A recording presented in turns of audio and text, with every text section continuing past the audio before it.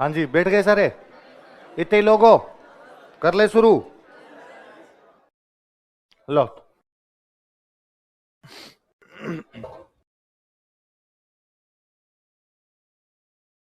हम जब हमारा नेशनल मूवमेंट पढ़ते हैं ना भारत का, मतलब अपने भारत का राष्ट्रीय आंदोलन है ना, तो राष्ट्रीय आंदोलन में बेसिकली हम तीन धाराएं पढ़ते हैं।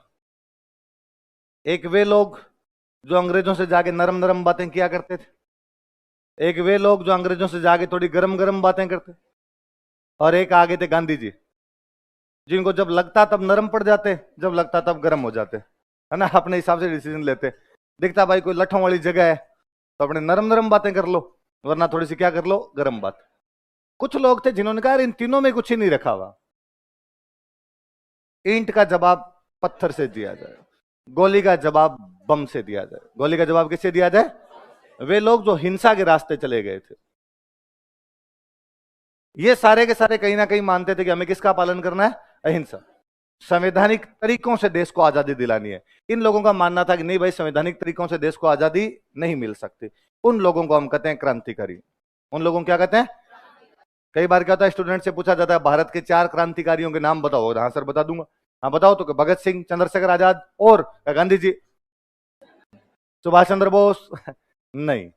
सुभाष चंद्र बोस लास्ट में भले आजाद हिंद फौज की तरफ चले गए थे, उससे पहले तक सुभाष चंद्र बोस भी यही गर्मपंथी टाइप के नेता हुआ करते थे एकदम। ये जिन्होंने पूरी तरीके से एकदम हिंसा का सहारा ले लिया था, वो ये भगत सिंह, चंद्रशेखर आजाद, राजगुरु, सुखदेव, सचिंदर सान्याल, अभी हम कईयों के नाम और पढ़ेंगे, वो लोग थे। हमारा जो क्रांतिकारी आंदोलन था भारत का, वो 2 चरणों में हुआ था। कितने चरणों में हुआ था? 2 चरणों में हुआ था। पहला चरण तो आपके बंगाल विभाजन के आसपास है। किसके आसपास है? 1905 में बंगाल का विभाजन कर दिया था अंग्रेजों ने। जब तक बंगाल का विभाजन नहीं किया था, तब तक नरमपंथी और गरमपंथी ये कहते थे कि हम तुम्हारे काम करवा देंगे। नरमपंथियों को करना था हम एप्लीकेशन देंगे और एप्लीकेशन देने से तुम्हारे काम हो जाएंगे। गरमपंथियों को करना था कि ना, हम तो हड़ताल, जुलूस और प्रदर्शन करेंगे, तुम्हारे काम हो जाएंगे। लेकिन इसके बावजूद जब बंगाल का विभाजन कर दिया गया तो भारतीय युवाओं को बड़ा बुरा लगा, और भारतीय युवाओं को लगा कि ना तो एप्लीकेशन से अंग्रेज तुम्हारा काम करेंगे, ना हड़ताल और जुलूस से तुम्हारे काम होंगे। अब काम करवाने का एक ही तरीका है, अब देश को आजाद करवाने का एक ही तरीका है, हमें हिंसक विद्रोह करना पड़ेगा। कैसा विद्रोह करना पड़ेगा? और वो जो हिंसा की तरफ मुड़ गए थे, उस आंदोलन को हम क्या कहते हैं? क्रांतिकारी आंदोलन। तो पहला चरण लगभग आपके बंगाल विभाजन के आसपास, हालांकि कुछ घटनाएं उससे पहले हो गई थी और उसके आसपास में थोड़ा मूव उसका ज्यादा था। एक बार ये घटनाएं थोड़ी चली, अंग्रेजों ने इन घटनाओं पर रोक लगाई, कई लोगों को गिरफ्तार किया गया, कई लोगों को फांसी लगा दी गई, युवाओं का उफान थोड़ा सा रुका। इतने में भारत में आ गए गांधी जी, और गांधी जी ने आगे कहा कि तुम मेरा साथ दो, 1 साल तक मेरा साथ दो, मैं देश को आजादी दिलवा दूंगा। और गांधी जी ने एक नया आंदोलन शुरू किया, असहयोग, नॉन कॉपरेशन मूवमेंट शुरू किया। कितने साल का टाइम मांगा? एक नहीं, लगभग 2.25 साल दिए गए। 1920 में आंदोलन शुरू किया गया, 1921, 1922, 22 में चोरा चोरी कांड होता है, और चोरा चोरी कांड के बाद गांधी जी अपना आंदोलन वापस ले लेते हैं। युवाओं ने एक बार फिर खुद को ठगा सा महसूस किया। युवा गांधी जी के साथ बड़े जोर शोर से जुड़े थे, उनको लगा ये आदमी आजादी दिला सकता है। लेकिन गांधी जी के प्रयासों से भी आजादी नहीं मिली, तो असहयोग आंदोलन के ठीक बाद हमारे क्रांतिकारी आंदोलन का दूसरा चरण शुरू होता है। तो क्रांतिकारी आंदोलन का पहला चरण बंगाल विभाजन के आसपास की घटनाओं में है, दूसरा जो चरण है वो आपके असहयोग आंदोलन के बाद में शुरू होता है। पहले बड़ी बात है। अच्छा, पहला जो चरण हुआ था वो अपने भारत में भी हुआ था और भारत से बाहर भी हुआ था। भारत में भी हुआ था और भारत से बाहर। भारत में कहां कहां पे हुआ? तो भारत में 3 जगह, महाराष्ट्र, बंगाल और पंजाब। भारत में कहां कहां पर हुआ? महाराष्ट्र। मैंने बताया कि बंगाल विभाजन से पहले भारत में 2 प्रकार की धाराएं काम कर रही है। एक जो धारा है वो तो है नरमपंथियों की। कौन सी धारा है? नरमपंथियों की। और दूसरी जो धारा है वो कौन सी है? गरमपंथी। आज मुझे बताओ, क्रांतिकारी जो होंगे वो नरमपंथियों और गरमपंथियों, इन दोनों में से यदि तुलना की जाए तो किसके ज्यादा नजदीक होंगे? गरमपंथियों के फिर भी थोड़ा नजदीक होंगे। गरमपंथी नेता भारत में 3 थे, लाल, बाल, पाल। 3 कौन कौन थे? लाल, लाल मतलब लाला लाजपत राय, पंजाब के थे। कहां के थे? बाल का मतलब बाल गंगाधर तिलक, महाराष्ट्र के। और पाल मतलब बिपिन चंद्र पाल, बंगाल के थे। कहां के थे? इन 3 जगह हुआ है, महाराष्ट्र, बंगाल, पंजाब में। कहां पर हुआ था? महाराष्ट्र में। तो क्रांतिकारी आंदोलन का पहला चरण भारत के अंदर कहां कहां पे चला था? तो कहां कहां पे चला था? महाराष्ट्र। याद रखा जाए, जहां के लाल बाल पाल थे वहीं पर अपना पहला चरण हो रहा था। पर यह बाहर भी निकला, एक तो उसी देश में जिनका हम पर कब्जा था, लंदन। तो लंदन के अंदर जाना ही था अपने आप के अंदर। फिर अपने इंडियंस ज्यादातर दो देशों के अंदर रहा करते थे। इंडियंस या तो रहा करते थे अपने अमेरिका या रहा करते थे कनाडा।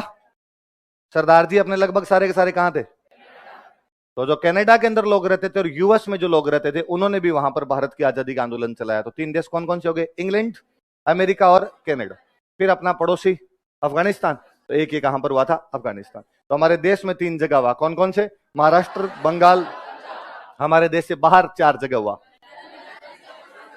आपके इंग्लैंड, अमेरिका, कनाडा और अफगानिस्तान। याद रह जाएगा। तीन तो ये बड़े बड़े देश हो गए, इंग्लैंड, अमेरिका और कनाडा। एक अपना पड़ोसी याद कर लो, कौन सा हो जाएगा? अफगानिस्तान। अच्छा, आपने एक एक का पढ़ते हैं इनमें से। सबसे पहले अपने पढ़े महाराष्ट्र।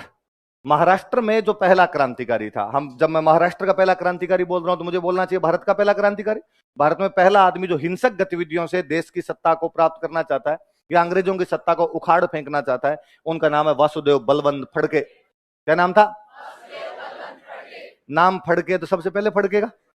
तो भारत में पहली बार क्रांतिकारी गतिविधियां करने वाले व्यक्ति का नाम क्या था?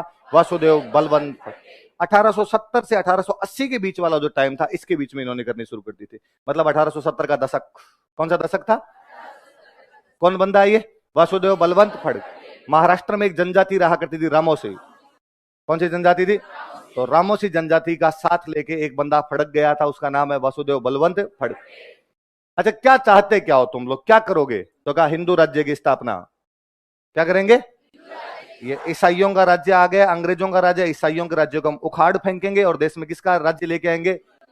मुझे याद आता है एक बार 2014 में असिस्टेंट कमांडेंट का एग्जाम था, उसमें क्वेश्चन था कि कौन से क्रांतिकारी का उद्देश्य हिंदू राज्य की स्थापना करना था? वासुदेव बलवंत फड़के। कौन सा था? वासुदेव। और महाराष्ट्र के जो भी क्रांतिकारी होंगे उनका उद्देश्य हिंदू राज्य ही होगा। महाराष्ट्र में छत्रपति महाराज शिवाजी की भावना इतनी जिंदा है आज भी कि वो हिंदुत्व वहां पर हमेशा रहता ही था। अब महाराष्ट्र में यदि कोई आंदोलन कर रहा है तो उसका मुख्य केंद्र कौन सा होगा? बॉम्बे। मुख्य केंद्र कौन सा था? फड़के को पकड़ लिया गया था, पकड़ के अंग्रेजों ने जेल में डाल दिया था। बाद में इस आंदोलन को आगे यदि किसी आदमी ने बढ़ाया था तो वो थे दौलता रामोसी। कौन थे? दौलता रामोसी। क्यों बढ़ाएंगे? क्योंकि कौन सी जनजाति है? तो पहला क्रांतिकारी कौन भारत का? वासुदेव बलवंत फड़के। क्या उद्देश्य था उस आदमी का? हिंदू राज्य की स्थापना। केंद्र कौन सा था उसका? बॉम्बे। कौन सी जनजाति को लेके कर रहा? और जब वो गिरफ्तार कर लिए गए तो बाद में आंदोलन कौन बढ़ाता? दौलता रामोसी। कौन बढ़ाते हैं? दौलता।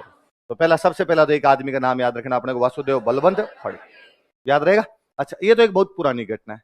उसके बाद की एक घटना, एक महाराष्ट्र का एक शहर पुना, शहर कौन सा? और पुना में प्लेग फैल रखी थी। पुना में क्या फैल रखी थी? चूहों से होने वाला एक रोग, प्लेग भयंकर तरीके से फैली हुई थी। महाराष्ट्र के सबसे बड़े नेता कौन? बाल गंगाधर तिलक। बाल गंगाधर तिलक उन दिनों का अखबार निकाला करते थे, केसरी। कौन सा अखबार निकालते? और केसरी के अंदर बाल गंगाधर तिलक ने एक दिन एक लेख लिखा, कहा हमारे देश में इस समय दो बुरी चीजें हैं। कितनी बुरी चीजें हैं? एक बुरी चीज है अंग्रेज, दूसरी बुरी चीज है प्लेग। पहली तो कौन है? अंग्रेज। दूसरी है, लेकिन प्लेग अच्छी है। लेकिन प्लेग क्योंकि वो केवल मारती है। अंग्रेज आपका धर्म भ्रष्ट कर देते हैं। अंग्रेज क्या कर देते हैं? और एक बार यदि आपका धर्म भ्रष्ट हो गया, उसके बाद में आपको जिंदा रह के भी क्या करोगे? और उन्होंने कहा अंग्रेज देख लो साहब, प्लेग फैली तो चूहे मारे जा रहे थे। क्या मारे जा रहे थे? गणेश जी की गाड़ियां तोड़ दी सारी। महाराज गणेश जी आजकल पैदल है, एक ही नैनो दिखाई नहीं दे रही है इधर उधर। तो उन्होंने कहा, और महाराष्ट्र के सबसे बड़े देवता है कौन? गणेश। उनके हर साल गणपति बप्पा मोरिया, अगले बरस तू जल दिया, तो अगले बरस आएंगे कैसे? गाड़ी तो आई नहीं। तो साहब ये दिक्कत है। फिर अब प्लेग वाला डॉक्टर चेक करने के लिए जाता, प्लेग के जो डॉक्टर होते हैं घरों में चेक करने के लिए जाते, किसी महिला को बीमारी हो रखी है, पता चला साहब कोई महिला बीमार है, तो डॉक्टर साहब आए घर पे। डॉक्टर साहब ने कहा भाई नाड़ी दिखाओ, चेक करेंगे हम। इंडियंस ने इस पे शोर मचाया कि साहब हाथ पकड़ लिया। हमारे महिला एक ही बार हाथ पकड़ती है, उसके बाद 7 जन्मों तक नहीं छोड़ती, और आप इसे कैसे पकड़ सकते हो? और बाल गंगाधर तिलक ने कहा कि अंग्रेज बुरे हैं क्योंकि वो हमारा क्या कर रहे हैं? धर्म भ्रष्ट, और ऐसे जीवन जीने का अधिकार। और उनका भगवान श्री कृष्ण ने गीता के 8वें अध्याय के 23वें श्लोक के अंदर लिखा है कि यदि अधर्म बढ़ने लग जाए धर्म की हानि हो, यदि पाप बढ़ने लग जाए पुण्य की हानि हो। उस समय यदि कोई व्यक्ति हथियार उठा लेता है तो गलत नहीं है। इसलिए हे भारतीयों, अपने 30 करोड़ हाथों में 60 करोड़ हथियार उठा लीजिए, तब जाके अपने देश और संस्कृति की रक्षा कर पाओगे, वरना तो नहीं कर पाओगे। ये गीता वाला श्लोक तो आपको भी नहीं पता कहा कि नहीं कहा, तो ये मैंने जोड़ लिया मेरी तरफ से, पर उन्होंने गीता का उदाहरण दिया था। किसका उदाहरण दिया था? पर आपको लगा क्या बात है, सर को तो आज गीता के श्लोक याद है। ठीक है, अच्छा, पर गीता का एग्जाम्पल उनका, गीता में भगवान कृष्ण कहते हैं कि अन्याय का विरोध करने के लिए क्या उठा लाना चाहिए? हथियार। अखबार सुबह सुबह आया, कौन सा अखबार था वो? केसरी। दो चापेकर बंधु थे, क्या नाम थे? एक का नाम था दामोदर, एक का था बालकृष्ण। कौन कौन चापेकर बंधु थे? दामोदर और बाल। इन्होंने अखबार पढ़ा और अखबार पढ़ कहा हाँ धर्म तो भ्रष्ट हो गया पूरा। फिर इन्होंने नीचे पढ़ा कि गीता में भगवान कृष्ण कहते हैं कि यदि अन्याय का विरोध करने के लिए हथियार उठा लेते हो तो वो अधर्म नहीं है, वो भी क्या अपने आप में धर्म। इन्होंने कहा, दोनों भाइयों ने प्लानिंग की कि आज सल्टाएंगे किसी ना किसी को। ये गली में बाहर आए, दो प्लेग वाले डॉक्टर घूम रहे थे, एक का नाम था रेंड, एक का नाम था आयरेस्ट। क्या क्या नाम था? क्या नाम थे दोनों के? इनका इधर आओ। इनको लगा प्लेग होगी किसी को, इनका यह सभी आएंगे हम प्लेग ठीक करेंगे। जैसे नजदीक आए, वासुदेव और बालकृष्ण टूट के पड़े, गोलियां मारी उनके बेचारों, दोनों को मार दिया। किस किसको मार दिया था? कौन से वो बीमारी के डॉक्टर थे? प्लेग अधिकारी हुआ करते थे दो। किस किसने मार दिया इनको? दामोदर चापेकर और बाल। पकड़ लिया पुलिस ने, पुलिस पकड़ के ले गई, पकड़ के ले जाके फांसी लगा दी इनको। 22 जून 1897 की घटना है। कब की घटना है? 22 जून 1897। कौन गोली मार देता है? दामोदर चापेकर और बालकृष्ण चापेकर। किसको गोलियां मार देते हैं? रेंडोर। कौन से बीमारी के डॉक्टर? प्लेग। पकड़ के लेके गए, पकड़ लेके तो अंग्रेजों ने पूछा तुमने गोलियां क्यों मार दी? उनका गीता में लिखा हुआ। तुम्हें किसने कहा गीता में लिखा? अखबार में आया था। कौन से अखबार में आया था? कि केसरी। पता चला केसरी कौन निकालता है? इसको पकड़ के लाओगे साहब, ये जो मोटे ताजे घूमते रहते हैं ये निकालते हैं। इनको और पकड़ के लेके आओ।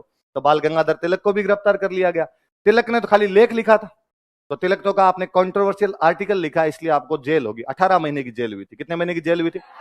फर्स्ट इंडियन पॉलिटिशियन जिसे जेल भेजा गया था वो बाल गंगाधर तिलक थे। तिलक से पहले किसी पॉलिटिशियन को जेल नहीं भेजा गया था। इससे पहले वाले पॉलिटिशियन जेल जा ही नहीं सकते थे, क्योंकि उन्होंने कभी इस प्रकार का विरोध ही नहीं किया था अपने आप। पहले वो हुआ करते थे आपके गोपाल कृष्ण गोखले, फिरोज शाह मेहता, वो बाकायदा इधर आपके दो पेन टांगे हुए, दो फूल लटकाए हुए यहाँ पे, उस टाइप की बात किया करते अंग्रेजों के साथ। सर हमें पता है बहुत अच्छा काम कर रहे हो, ये थोड़ा सा काम शायद रह गया, ये एक एप्लीकेशन थोड़ा सा और काम कर देना।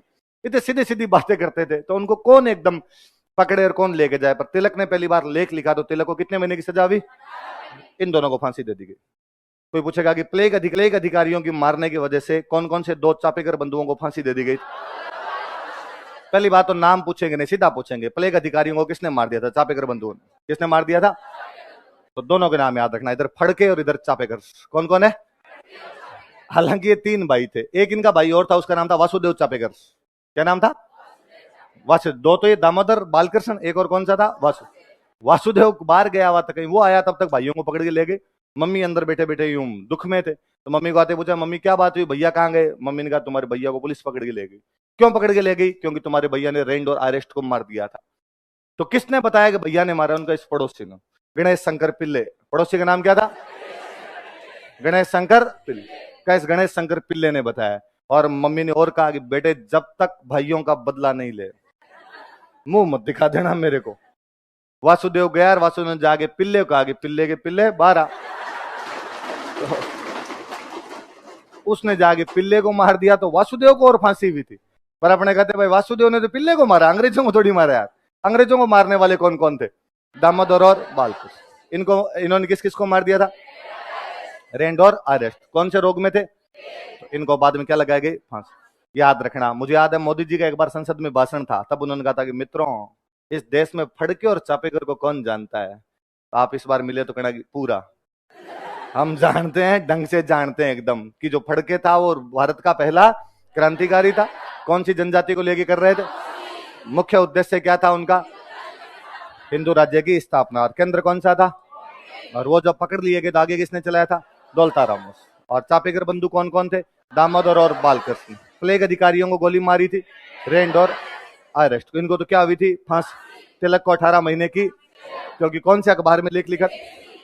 कौन से में लिखा था? बंगाल के महाराष्ट्र के तीसरे जो क्रांतिकारी थे वो आपके विनायक दामोदर सावरकर। विनायक दामोदर वर्तमान परिस्थितियों में भारत का सर्वाधिक कंट्रोवर्शियल व्यक्ति, जो समझ में नहीं आ रहा कि कौन उसके पक्ष में है और कौन उसके विरोध के अंदर है, तो वो जो विनायक दामोदर सावरकर थे। विनायक दामोदर सावरकर नासिक में, कहां पर? देख लो, फड़के जो है वो बॉम्बे, आपके दोनों चापेकर बंधु है वो पुणे, और ये कहां पर आपका? नासिक। नासिक में एक संगठन बनाते हैं मित्र मेला।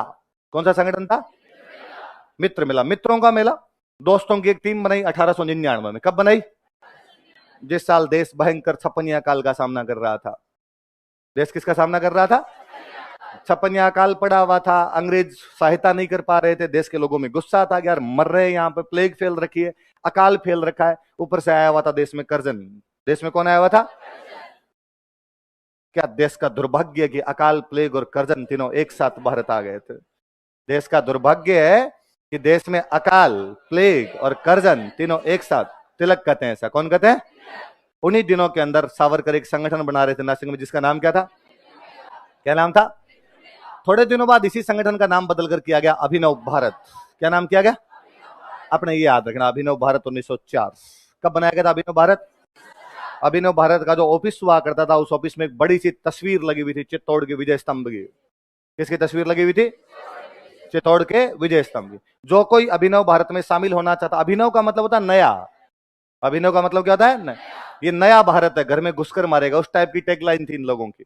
और जो कोई उस ऑफिस के अंदर जाता, जो मेंबर बनना चाहता, उसको विजय स्तंभ के आगे जाके कसम खानी पड़ती कि जिस प्रकार राणा कुंभा ने चित्तौड़ की रक्षा की थी, उसी प्रकार हम सब लोग भारत की रक्षा करेंगे। कितनी जोरदार आश्चर्य की बात है कि महाराष्ट्र के एक संगठन का प्रतीक चिन्ह चित्तौड़ का विजय स्तंभ था। क्या था उसका प्रतीक चिन्ह जो था? वो चित्तौड़ का। इस बात के लिए जेम्स टोड को लाख लाख धन्यवाद देना चाहिए। जेम्स टोड की बुक थी the annals and antiquities of India, जिसने राजस्थान के योद्धाओं को भारत के कोने कोने में पहुंचा दिया था। उसके बाद देश के लोग इन लोगों के बारे में ज्यादा जानने लगे थे। तो अभिनव भारत का प्रतीक चिन्ह क्या हुआ करता था? क्या था? विजय। तो पहले इस संगठन का नाम क्या था? मित्र मेला। और मित्र मेला का नाम बदलकर क्या कर दिया गया? अभिनव भारत।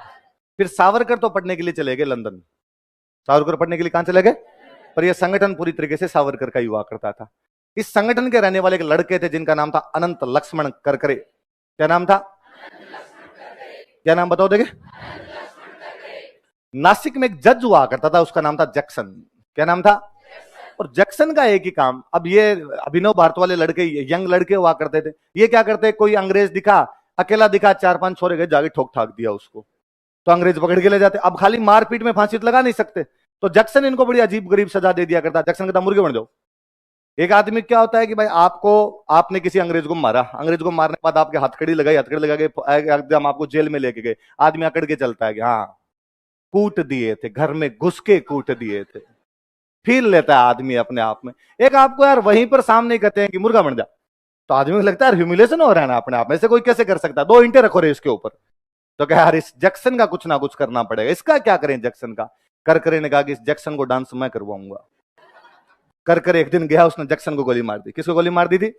क्योंकि नासिक में गोली मारी गई, इसलिए मुकदमे का नाम है नासिक षड्यंत्र मुकदमा। क्या नाम है? नासिक में किसको गोली मार दी जाती है? जैक्सन कौन था? जज था। गोली कौन मार देता उसको? अनंत लक्ष्मण करकरे। क्या नाम था? क्या नाम है? किसको गोली मार देता है? कहां पर मार देता है? जैक्सन को पकड़ के ले गए, जैक्सन को लगाई फांसी, सॉरी करकरे को पकड़ के ले गए, करकरे को लगा दी फांसी। करकरे को पूछा यार तुम ये काम कैसे करते हो रे, कौन हो तुम? तो मैं अभिनव भारत का सदस्य हूं। ये अभिनव भारत किसका संगठन है? उसने कहा विनायक भैया। ये विनायक भैया कौन है? विनायक दामोदर सावरकर, वीडी सावरकर। ये आजकल कहां है? कि भैया पढ़ने लंदन चले गए। अंग्रेजों ने लिखा कि भैया को आते ही पकड़ना है, भैया को काले पानी की सजा दी जाएगी। किसकी सजा दी जाएगी? तो इस मुकदमे में सावरकर का नाम भी था, दोनों भाइयों का। एक भाई और थे गणेश सावरकर, एक थे विनायक सावरकर। मेरे तो ये नहीं समझ में आया कि दोनों भाइयों का नाम गणेश कैसे? भाई विनायक का मतलब भी गणेश, गणेश का मतलब भी गणेश, तो एक का नाम था गणेश सावरकर और एक का नाम क्या था? विनायक। तो सावरकर बंधुओं को तो क्या दी गई थी इसके अंदर, और करकरे को क्या लगा दी गई थी? कुल मिला के 3 क्रांतिकारी याद रहने चाहिए, फड़के, चापेकर, करकरे। फड़के तो फांसियां लगी थी महाराष्ट्र के अंदर, किस किस को लगी है? फड़के को, करकरे, फड़के को, चापेकर को। और फड़के क्या करता है आपका? हिंदू राज्य की स्थापना करना चाहता है, रामोसी जनजाति को लेके, कहां पे? बॉम्बे। चापेकर बंधु कौन कौन है? दामोदर और बालकृष्ण। पूना के अंदर 2 प्लेग अधिकारियों को मार देते हैं, रेंड और आयरस। कौन से अखबार के लेख को पढ़ के? इसलिए तिलक को तो 18 महीने की, और इन दोनों भाइयों को चापेकर बंधुओं क्या लगा दी गई? फांसी। करकरे कौन से संगठन का सदस्य था? अभिनव भारत। इसका पुराना नाम क्या था? मित्र मेला। क्या नाम था? मित्र मेला। और इसने कौन से जज को मार दिया था? जैक्सन को। कहां पर मार दिया था? नासिक। तो इसको तो क्या लगाएगी? फांसी। और सावरकर को क्या दिया गया? कालापन। क्या सुनाई गई थी? कालेपन। महाराष्ट्र में 3 ही बंदे याद रह जाएंगे। चलो ठीक है। इसके बाद आ जाते हैं अपने बंगाल। कहां पर आ जाते हैं? बंगाल वालों ने कहा इंडिविजुअल नहीं, ये तुम इंडिविजुअल कर रहे हो यार। बॉम्बे वाला कहीं पे कोई कुछ कर रहा है, पूना वाला अलग कर रहा है, तुम्हारे नासिक वाला अलग कर रहा है, क्यों ना सब मिलके करें। तो बंगाल वालों ने मिलकर एक संगठन बना लिया, अनुशीलन समिति। कौन सा संगठन बना लिया? अनुशीलन समिति। ज्ञानेंद्र नाथ बसु हुआ करते थे, इनको कहा कि आप इसको मिदनापुर में संभालिए। कहां पर संभालिए? आप मिदनापुर में संभालेंगे इसको। पी मित्रा हुआ करते थे, पी मित्रा का आप इसको संभालेंगे ढाका, सॉरी कलकत्ता। कहां पर संभालेंगे? कलकत्ता। बरिंदर घोष, अरविंद घोष का नाम सुना? अरविंद घोष के भाई हुआ करते थे, उनका नाम था बरिंदर घोष। क्या नाम था?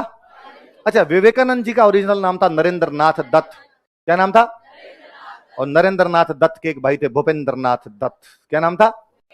तो अरविंदो के भाई तो कौन थे? बरिंदर घोष। विवेकानंद जी के भाई कौन थे? भूपेंद्र नाथ।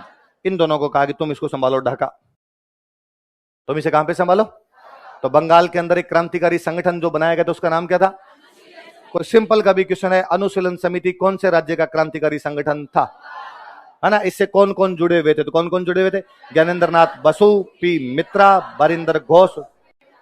इन दोनों के नाम थोड़े ज्यादा याद रखना, क्योंकि एक अरविंदो के भाई और एक किसके भाई हैं आपके? विवेकानंद।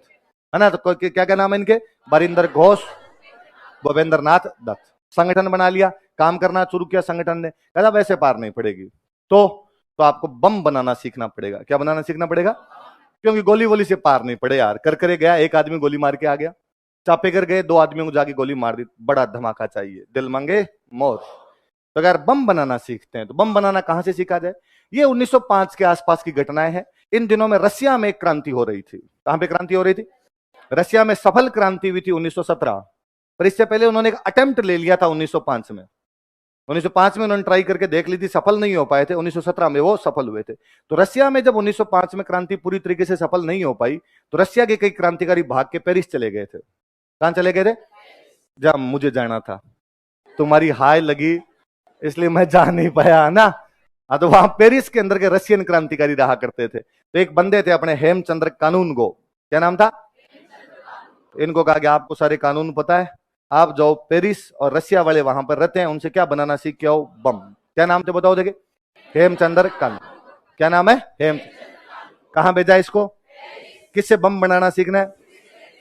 वहां रूसी रशियंस रहते हैं कई, उन रशियंस के पास जाओ और उनसे बम बनाना सीख के आओ। आए भाई हेमचंद्र कानून को गए, बम बनाना सीख के इन्होंने वापस आगे बम की फैक्ट्री लगा ली। माणिक तल्ला, कौन सी जगह थी? माणिक तल्ला नाम की जगह थी। वहां क्या बनाया करते थे? बम। बम बनाने वाला बंदा कौन है इनका? हेमचंद्र कानून। कहां से कोचिंग लेके आया? जो सर थे वो कौन से देश के थे? रशियन हुआ करते थे। उन्होंने सिखाया हम बता देंगे बम कैसे बनते, चिंता ही मत कर तू। और कहां पे फैक्ट्री लगा ली? ये कौन से संगठन के लोग काम कर रहे हैं? अनुशीलन समिति। इसमें अरविंदो के भाई कौन से हैं? और विवेकानंद जी के भाई कौन है? भूपेंद्र नाथ दत्त। अच्छा, जैक्सन को किसने मारा था? करकरे। किसने मारा था? करकरे। रेंड और अरेस्ट को कौन मारते हैं?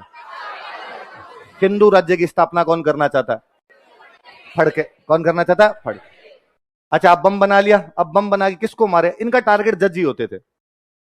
टारगेट कौन होते थे? कि जज को मारा जाए किसी ना किसी, क्योंकि ये मुकदमों में सुनवाई वगैरह जज करेगा, तो इन युवाओं को सजा वगैरह सुनाने का काम भी कौन करता? जज। तो इनमें गुस्सा भी किसके खिलाफ होता था? जज। यार ये अपने को सजा सुनाता है, इनको मार देते हैं अपने। तो 2 एकदम यंग लड़के, एकदम प्रफुल्ल चाकी और खुदीराम बोस। क्या क्या नाम थे बताओ देखे?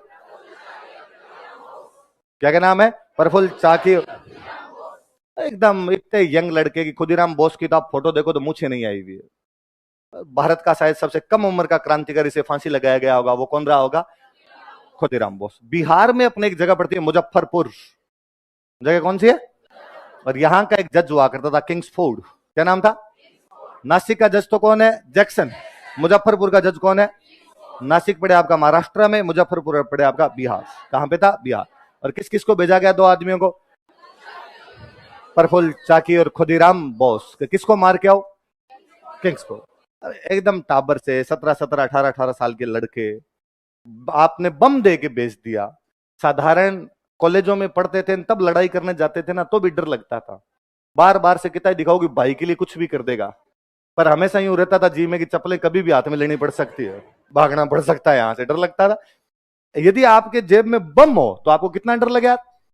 तो दोनों लड़कों के एकदम भय, डर का मतलब वो एक भय मिश्रित आश्रय सा जो रहता है कि यार क्या होगा क्या नहीं होगा, उस टाइप का रहता है एकदम दिमाग के अंदर। तो एकदम कॉर्नर पे खड़े हुए दोनों, और कहा भाई इधर से किंग्सफोर्ड आएगा और किंग्सफोर्ड अपनी ओपन बॉडी की जीप लेके आएगा और उसके ऊपर आपको बम फेंकना है।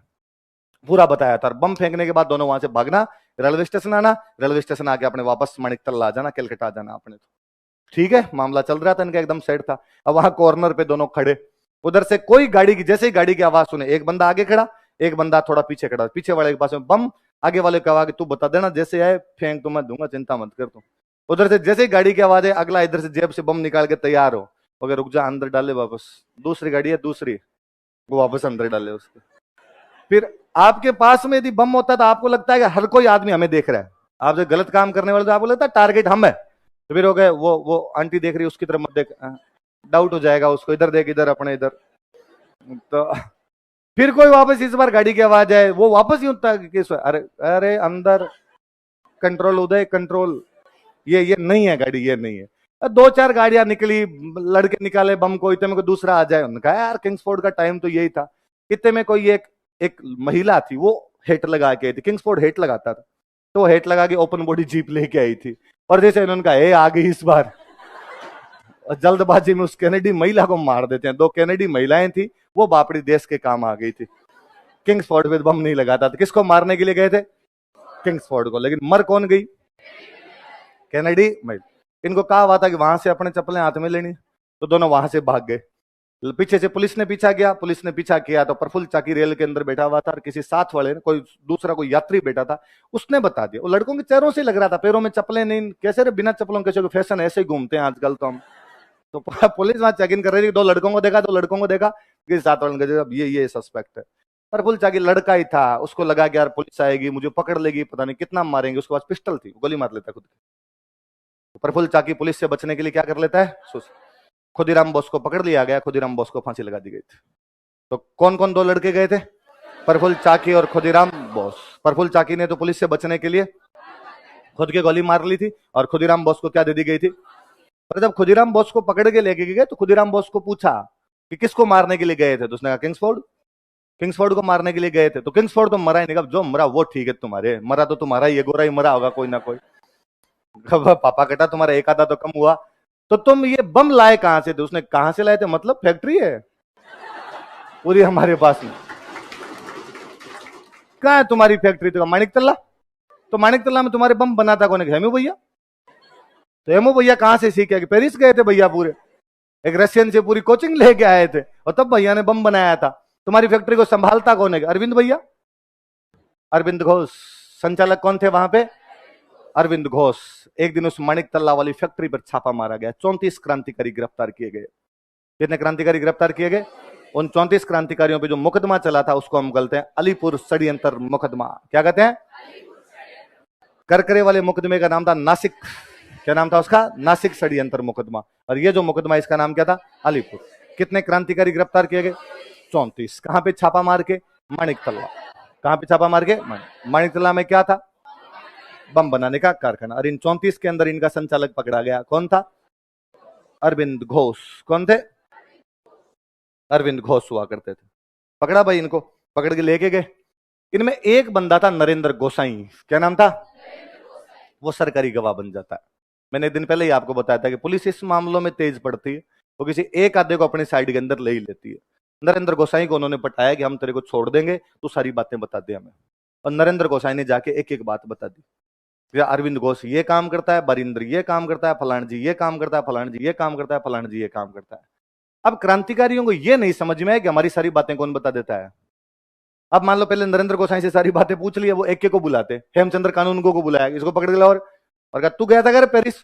अब उसने इनको क्या पता हम पेरिस गया था ये बात, और तू वो 3 दिन पहले मार्केट से जाके ये फलाना फलाना सामान लेके आया था, उस दुकान से तुम सामान लेके आए थे। कहा यार अब ये इनको कैसे पता चला कि उस दुकान से अपने सामान लेके आए थे। अरविंदो को पकड़ा, अरविंदो को पकड़ के तुम नेतागिरी करते हो, उधर पंपलेट वगैरह बनाने का काम तुम्हारा था, ये सारे आइडिया तुम देते हो। इनका इसका मतलब कोई ना कोई अपने बीच में हरिराम है। शोले में वो सूचनाएं देता जेलर को, वो कौन था? हरिराम ही नाम था। तो कोई ना कोई अपने बीच में हरिराम है जो सूचनाएं दे रहा है। पता चला कि वो बंदा कौन है। इन्होंने नरेंद्र गोसाई को कूट कूट के मार दिया था कि नरेंद्र गोसाई सरकारी गवाह बन गया था, गवर्नमेंट का विटनेस बन गया था, ऑफिशियल विटनेस बन गया था। तो क्रांतिकारी ने उसकी क्या कर दी थी? हत्या। किसकी हत्या कर दी थी? नरेंद्र। कौन से मुकदमे में सरकारी गवाह बन गया था? अलीपुर षड्यंत्र मुक्त। कौन सा मुकदमा था? बाकी सबको तो सजाएं हुई थी, किसी को फांसी दी गई थी, किसी को काले पानी की सजा हुई थी। अरविंद के खिलाफ ज्यादा सबूत नहीं मिले, इसलिए अरविंद घोष को छोड़ दिया गया। किसको छोड़ दिया गया? अरविंद बाहर आए। बाहर आते क्रांतिकारी जो बाकी जो बच गए थे वो आए, उन्होंने कहा भैया कोई बात नहीं, इस बार बच गए, इस बार बड़ा धमाका करेंगे, वापस आगे संगठन चलाते हैं अपने। अरविंद ने कहा रुको, तुम रुको, सुनो पहले मेरी बात। मैं जब अभी जेल में था ना, तो मुझे एक दिन सपने में भगवान कृष्ण आए। सपने में कौन है? भगवान कृष्ण। और भगवान कृष्ण ने मेरे को आगे, अरविंद तो इसे तुझसे काम करता है, क्रांति व्रांति टाइप की काम करता है, तुझे मैंने बड़ा काम करने के लिए भेजा है, मानवता की सेवा करने के लिए भेजा है। किसके लिए भेजा है? और तू जाके मानवता की सेवा कर। तो मैं तो देखो ये अब काम करूंगा नहीं, भगवान कृष्ण का आदेश है, मैं तो क्या करूंगा? मानवता की सेवा। तुम देख लो जो करना है। लड़कों ने कहा तो कोई बात नहीं, यदि मानवता की सेवा भी करनी है तो अपने मिलके करेंगे। कहा नहीं नहीं, कलकत्ता में हो ही नहीं सकती सेवा। तो कहा आगे मुजफ्फरपुर चल लेते हैं, ढाका चल लेते हैं, कहीं ना भारत में सेवा नहीं हो सकती। भगवान कृष्ण ने कहा कि ये सेवा तू कहां पे भारत में रह के तो नहीं कर पाए, तो आप कहां जाओगे? तो मैं भारत से बाहर जाऊंगा। इसलिए अरविंद गए पांडिचेरी। कहां चले गए? पांडिचेरी। अंग्रेजों वाले भारत में नहीं आता था, फ्रांस के भारत में था। कौन से भारत में था? अंग्रेजों वाला भारत अलग, फ्रांस वाला भारत अलग। तो फ्रांस वाले भारत में कौन सा सेंटर हुआ करता था? अरविंद कहां चले गए? पांडिचेरी। वहां जाके बाबा जी बन गए थे, वहां जाके आश्रम खोल लिया था। क्या खोल लिया था? गोविंद गुरु गिरफ्तार किए गए, उनका बाकी पूरा जीवन रचनात्मक कार्यक्रमों में बीता था, है ना। मोतीलाल तेजावत गिरफ्तार किए गए, उनका बाकी जीवन गांधी जी के रचनात्मक कार्यक्रमों में बीता था। अरविंद सन्यासी बन गए थे। अरविंद क्या बन गए थे? पुलिस के ढंग से धक्के चढ़ना चाहिए कोई, दोबारा क्रांति नहीं करे। अरविंद कहां पे चले गए थे बाद में? आपके पांडिचेरी। पांडिचेरी में क्या बन गए थे? सन्यासी बने थे। बड़े सन्यासी हुए अरविंद यूं, भारत के बड़े सन्यासियों में। पर मेरे ये समझ में नहीं आया कि भगवान कृष्ण कैसे दिख जाते हैं जेल के अंदर आपको। और उन्होंने कहा कि भगवान कृष्ण तो जेल में पैदा हुए थे, तो कैसे नहीं दिख सकते मेरे को? तो दिखे तो भाई जाओ आप। तो अरविंद कहां चले गए थे? पंडित। अरविंद की दो किताबों के नाम याद रखना है, सावित्री और लाइफ डिवाइन। क्या क्या नाम है? दोबारा नाम बोलो तो कौन कौन से? इनमें भी लाइफ डिवाइन याद रखना। ये खूब बार पूछी हुई किताब है कि लाइफ डिवाइन किसने लिखी थी? किसने लिखी थी? कौन से मुकदमे में अरविंद गिरफ्तार किए गए? अलीपुर षड्यंत्र मुकदमा। कौन से में? बंगाल वाले संगठन का नाम क्या था? अनुशीलन समिति। क्या नाम था? अनुशीलन समिति जो थी उसको दो, ये कौन? अरविंद वाले भाई का नाम क्या था? बारिंदर घोष। क्या नाम था? बारिंदर घोष। और वो जो दूसरे हुआ करते भूपेंद्र नाथ दत्त, ये संभाला करते थे। बड़े आदमी दो ये थे। और किस बंदे को बम बनाना सीखना भेजा गया था? हेमचंद्र कानून को। कहां पे भेजा गया? पेरिस। कौन से बंदे से? रशिया से। फैक्ट्री कहां लगाई? माणिक तल्ला। कौन कौन दो लड़के बम बनाना, बम फेंकने के लिए भेजे गए? प्रफुल्ल चाकी और खुदीराम बोस। कौन से जज को? किंग्सफोर्ड। कहां पे? मुजफ्फरपुर। कहां पे? मुजफ्फर। वो तो बच गया और दो कैनेडी महिलाएं मारी गई। पुलिस से बचने के लिए सुसाइड कौन कर लेता है? प्रफुल्ल चाकी। और फांसी किसको दे दी गई? खुदीराम बोस।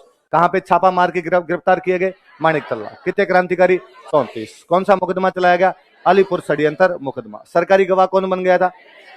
नरेंद्र गोसाई। सबूतों के अभाव में छोड़ किसको दिया था? अरविंद घोष। ये कहां चले गए थे? पांडिचेरी। वहां जाके क्या बन गए थे? दो किताबों के नाम बताओ। सावित्री और लाइफ डिवाइन। सावित्री और कौन कौन है? अच्छा, जो बरिंदर कुमार घोष थे, बरिंदर कुमार घोष की एक बुक है, उसका नाम है भवानी मंदिर।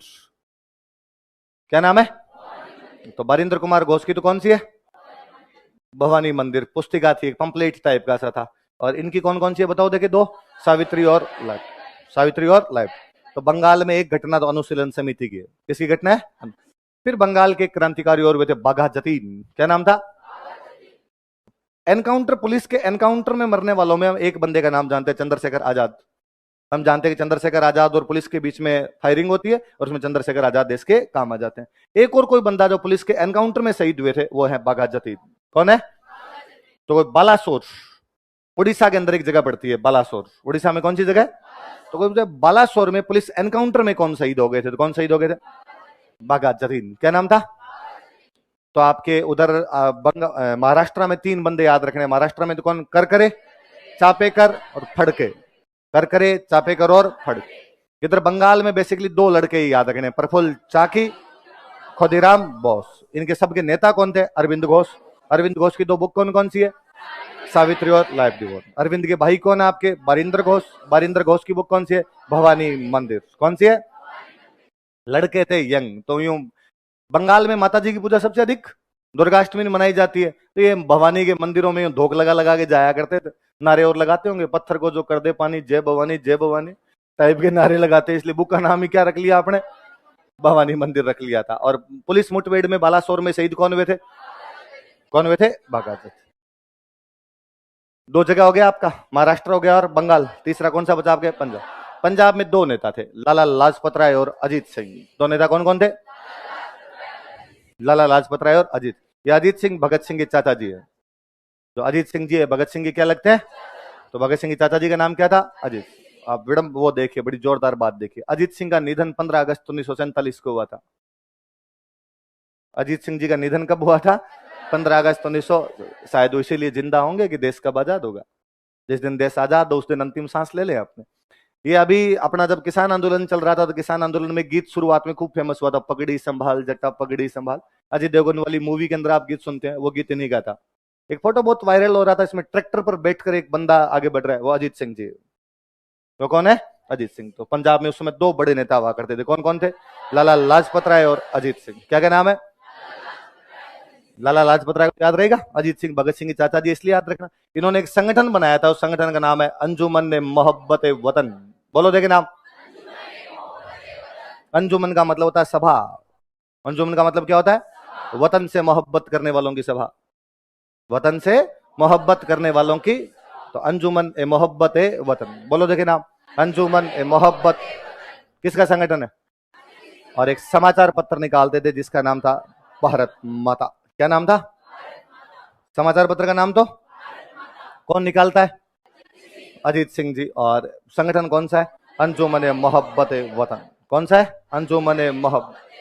हालांकि बाद में जब यहाँ पर ज्यादा यूं कार्रवाइयां वगैरह होने लगी थी तो अमेरिका चले गए थे दोनों। अजीत सिंह जी भी निकल गए थे यहाँ से। कौन निकल गए थे? लाला लाज। अजीत सिंह जी हालांकि एक बार गिरफ्तार हुए थे, पर भगत सिंह के परिवार वाले बहुत पैसे वाले थे, तो रुपए देके जमानत करवा ली गई थी। जमानत हो जाया करती तो जमानत करवा के लेके आ गए थे। इसलिए जब भगत सिंह गिरफ्तार हुए थे तो घर वालों ने कहा था कि हम तेरी जमानत करवाएंगे।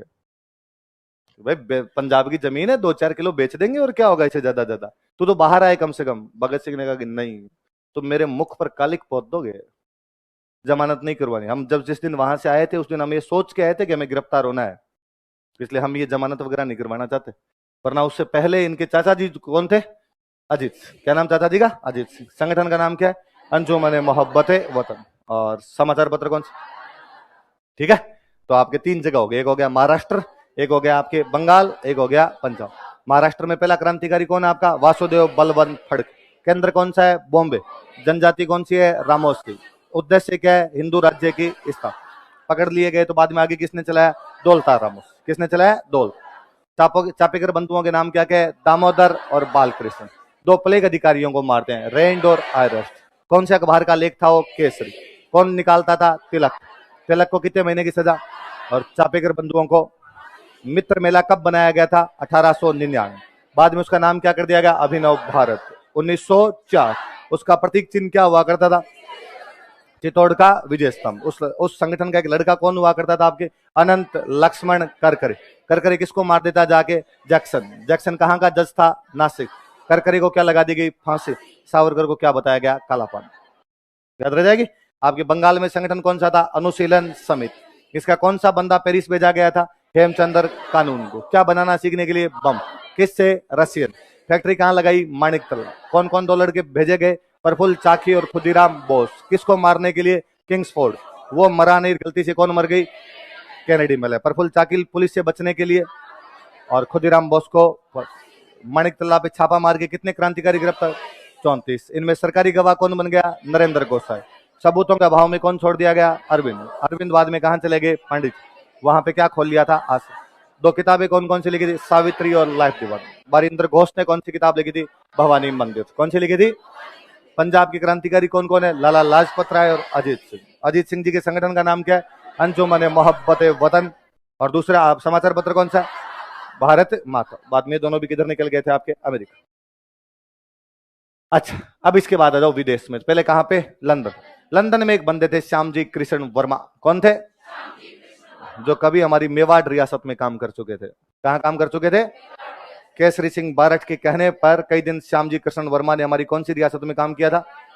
बाद में यहां से कई दिन बड़ौदा में काम किया था, कई दिन यहां काम किया था। इसके बाद चले गए थे लंदन। कहां चले गए थे? और लंदन जाके वहां पर एक संगठन बनाया था, इंडियन होम रूल सोसाइटी। क्या नाम था? क्या नाम था? Indian home rule society. 1905 कब बनाया गया था? कौन सा संगठन बनाया था? Indian home rule society. इनका जो ऑफिस हुआ करता था, उस ऑफिस का नाम था इंडिया हाउस। इनके ऑफिस का नाम क्या था?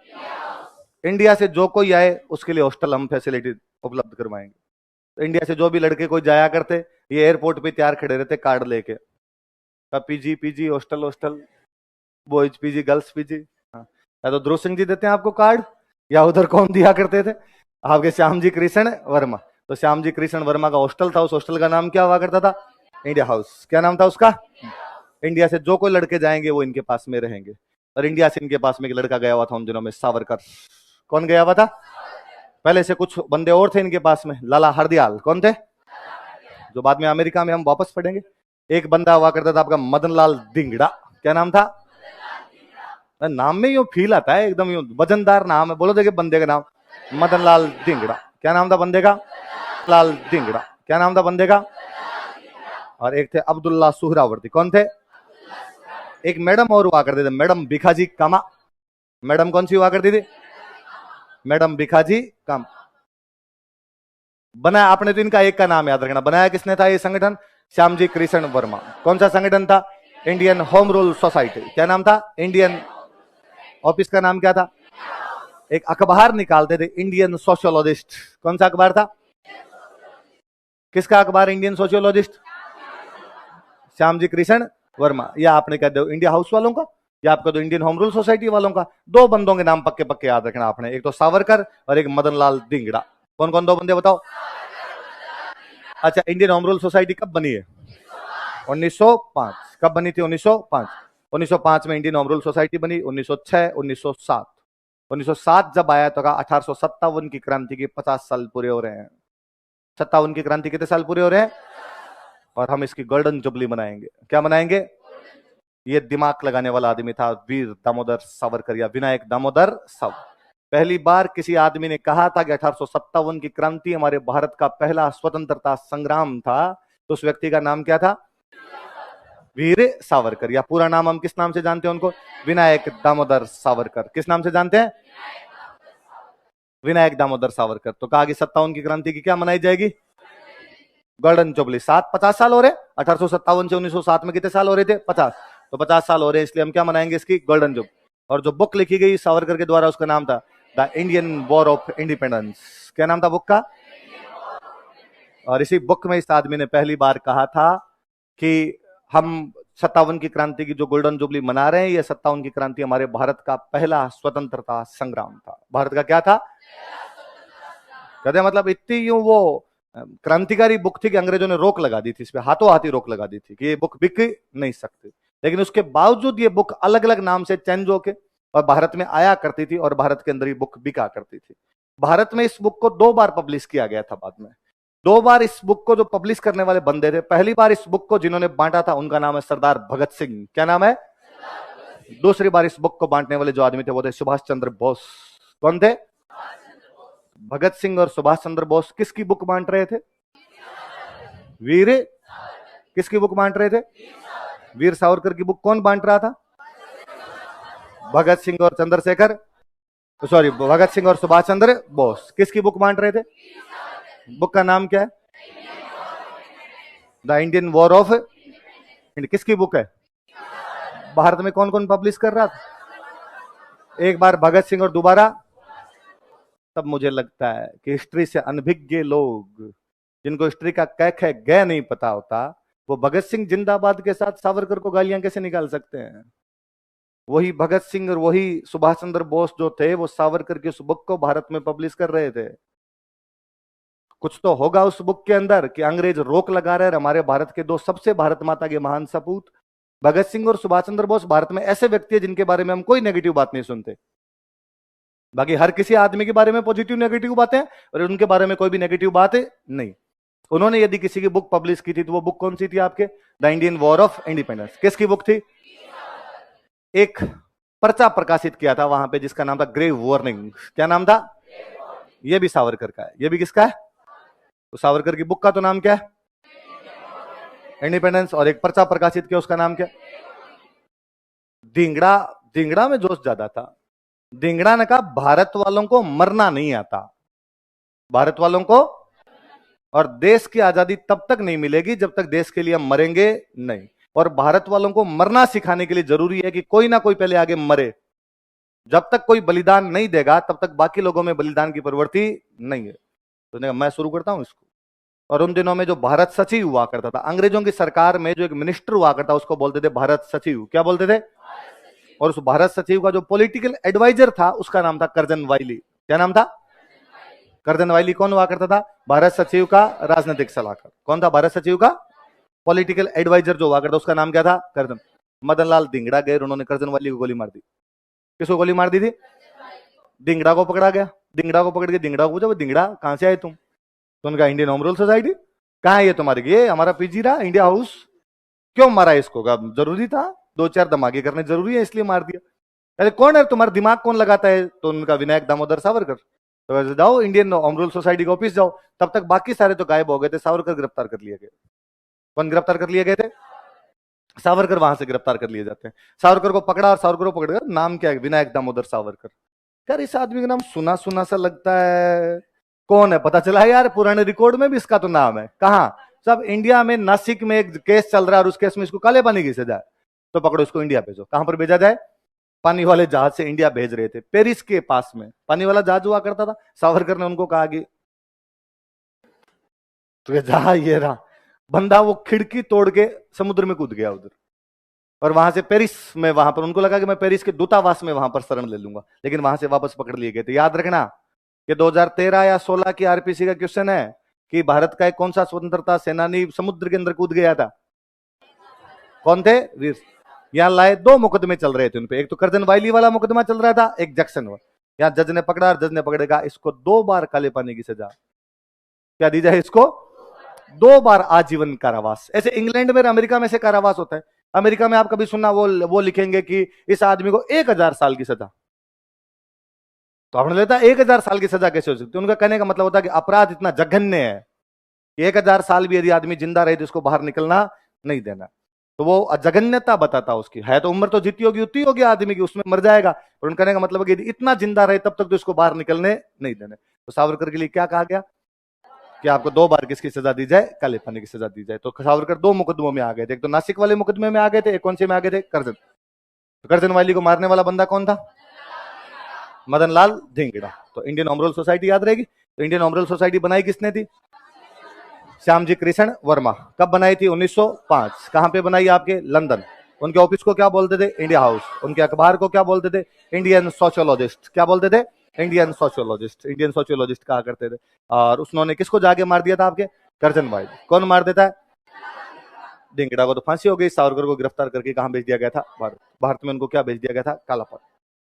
अच्छा, इसके बाद में आपकी मैडम भिखाजी कामा मैंने बताई उधर। तो मैडम भिखाजी कामा को भारतीय क्रांति की माता कहा जाता है। क्या कहा जाता है? तो कोई पूछे the mother of Indian revolution किसे कहा जाता? तो वो कौन थे? मैडम भिखाजी। बहुत पैसे वाले परिवार से, भयंकर पैसे वाले परिवार से, पारसी थे। पारसी भारत में वैसे ही पैसे वाले थे। दादाभाई नौरोजी की रिश्तेदार थी। तो कई साल तक दादाभाई नौरोजी के सचिव के रूप में काम किया था। बाद में उधर इंडिया हाउस में जाके जुड़ गए थे। जर्मनी का एक शहर है स्टुटगार्ट। जर्मनी का शहर कौन सा है? स्टुटगार्ट नाम का एक शहर है। यहां पर एक सम्मेलन चल रहा था, दूसरा अंतरराष्ट्रीय समाजवादी सम्मेलन। कौन सा चल रहा था? दूसरा अंतरराष्ट्रीय समाजवादी सम्मेलन। और उस अंतरराष्ट्रीय समाजवादी सम्मेलन के अंदर किसी भारतीय ने भाग लिया था। तो वो भाग कौन ले रही थी? आपके मैडम भिखाजी कामा। और वहां पर भारत का झंडा फहराती है। भारत का झंडा विदेश में फहराने वाली कोई महिला थी, या पहला कोई व्यक्ति जो भारत का झंडा विदेश में फहरा था, उनका नाम क्या था? मैडम भिखाजी कामा। कहां पर फहराया था? स्टुटगार्ट। स्टुटगार्ट कहां का शहर है? ये याद रखना। मैंने ये क्वेश्चन आज दिन तक जितनी बार देखा, यूपीएससी का फेवरेट सवाल है। वो सवाल ये देते हैं कि इनमें से गलत कथन बताइए। इस टाइप का कोई स्टेटमेंट होता है, उनमें एक स्टेटमेंट ये होता है कि मैडम भिखाजी कामा ने पेरिस में भारतीय झंडा फहराया था। ना, ये झंडा कहां पे फहराया था? स्टुटगार्ट। कहां पे फहराया था? स्टुटगार्ट के अंदर झंडा फहराया था। स्टुटगार्ट के अंदर मैडम भिखाजी कामा, और मैडम भिखाजी कामा क्या कहा जाता है? Mother of Indian revolution. क्या कहा जाता है? मदर ऑफ, दो इफेक्ट याद रखने, मदर ऑफ इंडियन रेवोल्यूशन, और इन्होंने एक स्टुटगार्ट में क्या फहरा दिया था? भारतीय झंडा। स्टुटगार्ट कहां पे पड़ता है? किसने फहराया? ये लंदन की बातें थी सर। कहां की बातें थी? अब चले अपने वैंकूवर। कहां पे? वैंकूवर। लंदन वालों ने बनाया था इंडिया हाउस। क्या बनाया था? तो वैंकूवर वालों ने कहा यूनाइटेड इंडिया हाउस। कौन सा बना देंगे? इधर तो इंडिया हाउस था, उधर कौन सा था? यूनाइटेड। दो बंदे बनाने वाले, तारकनाथ दास और जीडी कुमार। क्या क्या नाम है? तो तारकनाथ दास और जीडी कुमार ने क्या बनाया आपका? कौन सा बनाया था? United India house. लंदन में कौन सा है? India house. और यहां पर कौन सा आपका? एक अखबार निकालते थे तारकनाथ दास, फ्री हिंदुस्तान। कौन सा है? भाई हिंदुस्तान को क्या करवाना है? फ्री। इसलिए अखबार का नाम क्या है? फ्री हिंदुस्तान। इधर आपके जो जीडी कुमार थे, ये एक अखबार निकाला करते थे, स्वदेशी सेवक। कौन सा अखबार निकालते? और एक संगठन बना रखा था, स्वदेशी सेवक ग्रह। संगठन का नाम तो क्या है? स्वदेशी सेवक ग्रह। अखबार का नाम क्या है? स्वदेशी सेवक। किसके काम है ये? जीडी कुमार। उनके साथी कौन है? तारकनाथ दास। तारकनाथ दास का वो अखबार कौन सा है? फ्री हिंदुस्तान। इन दोनों ने मिलकर कौन सा संगठन बनाया?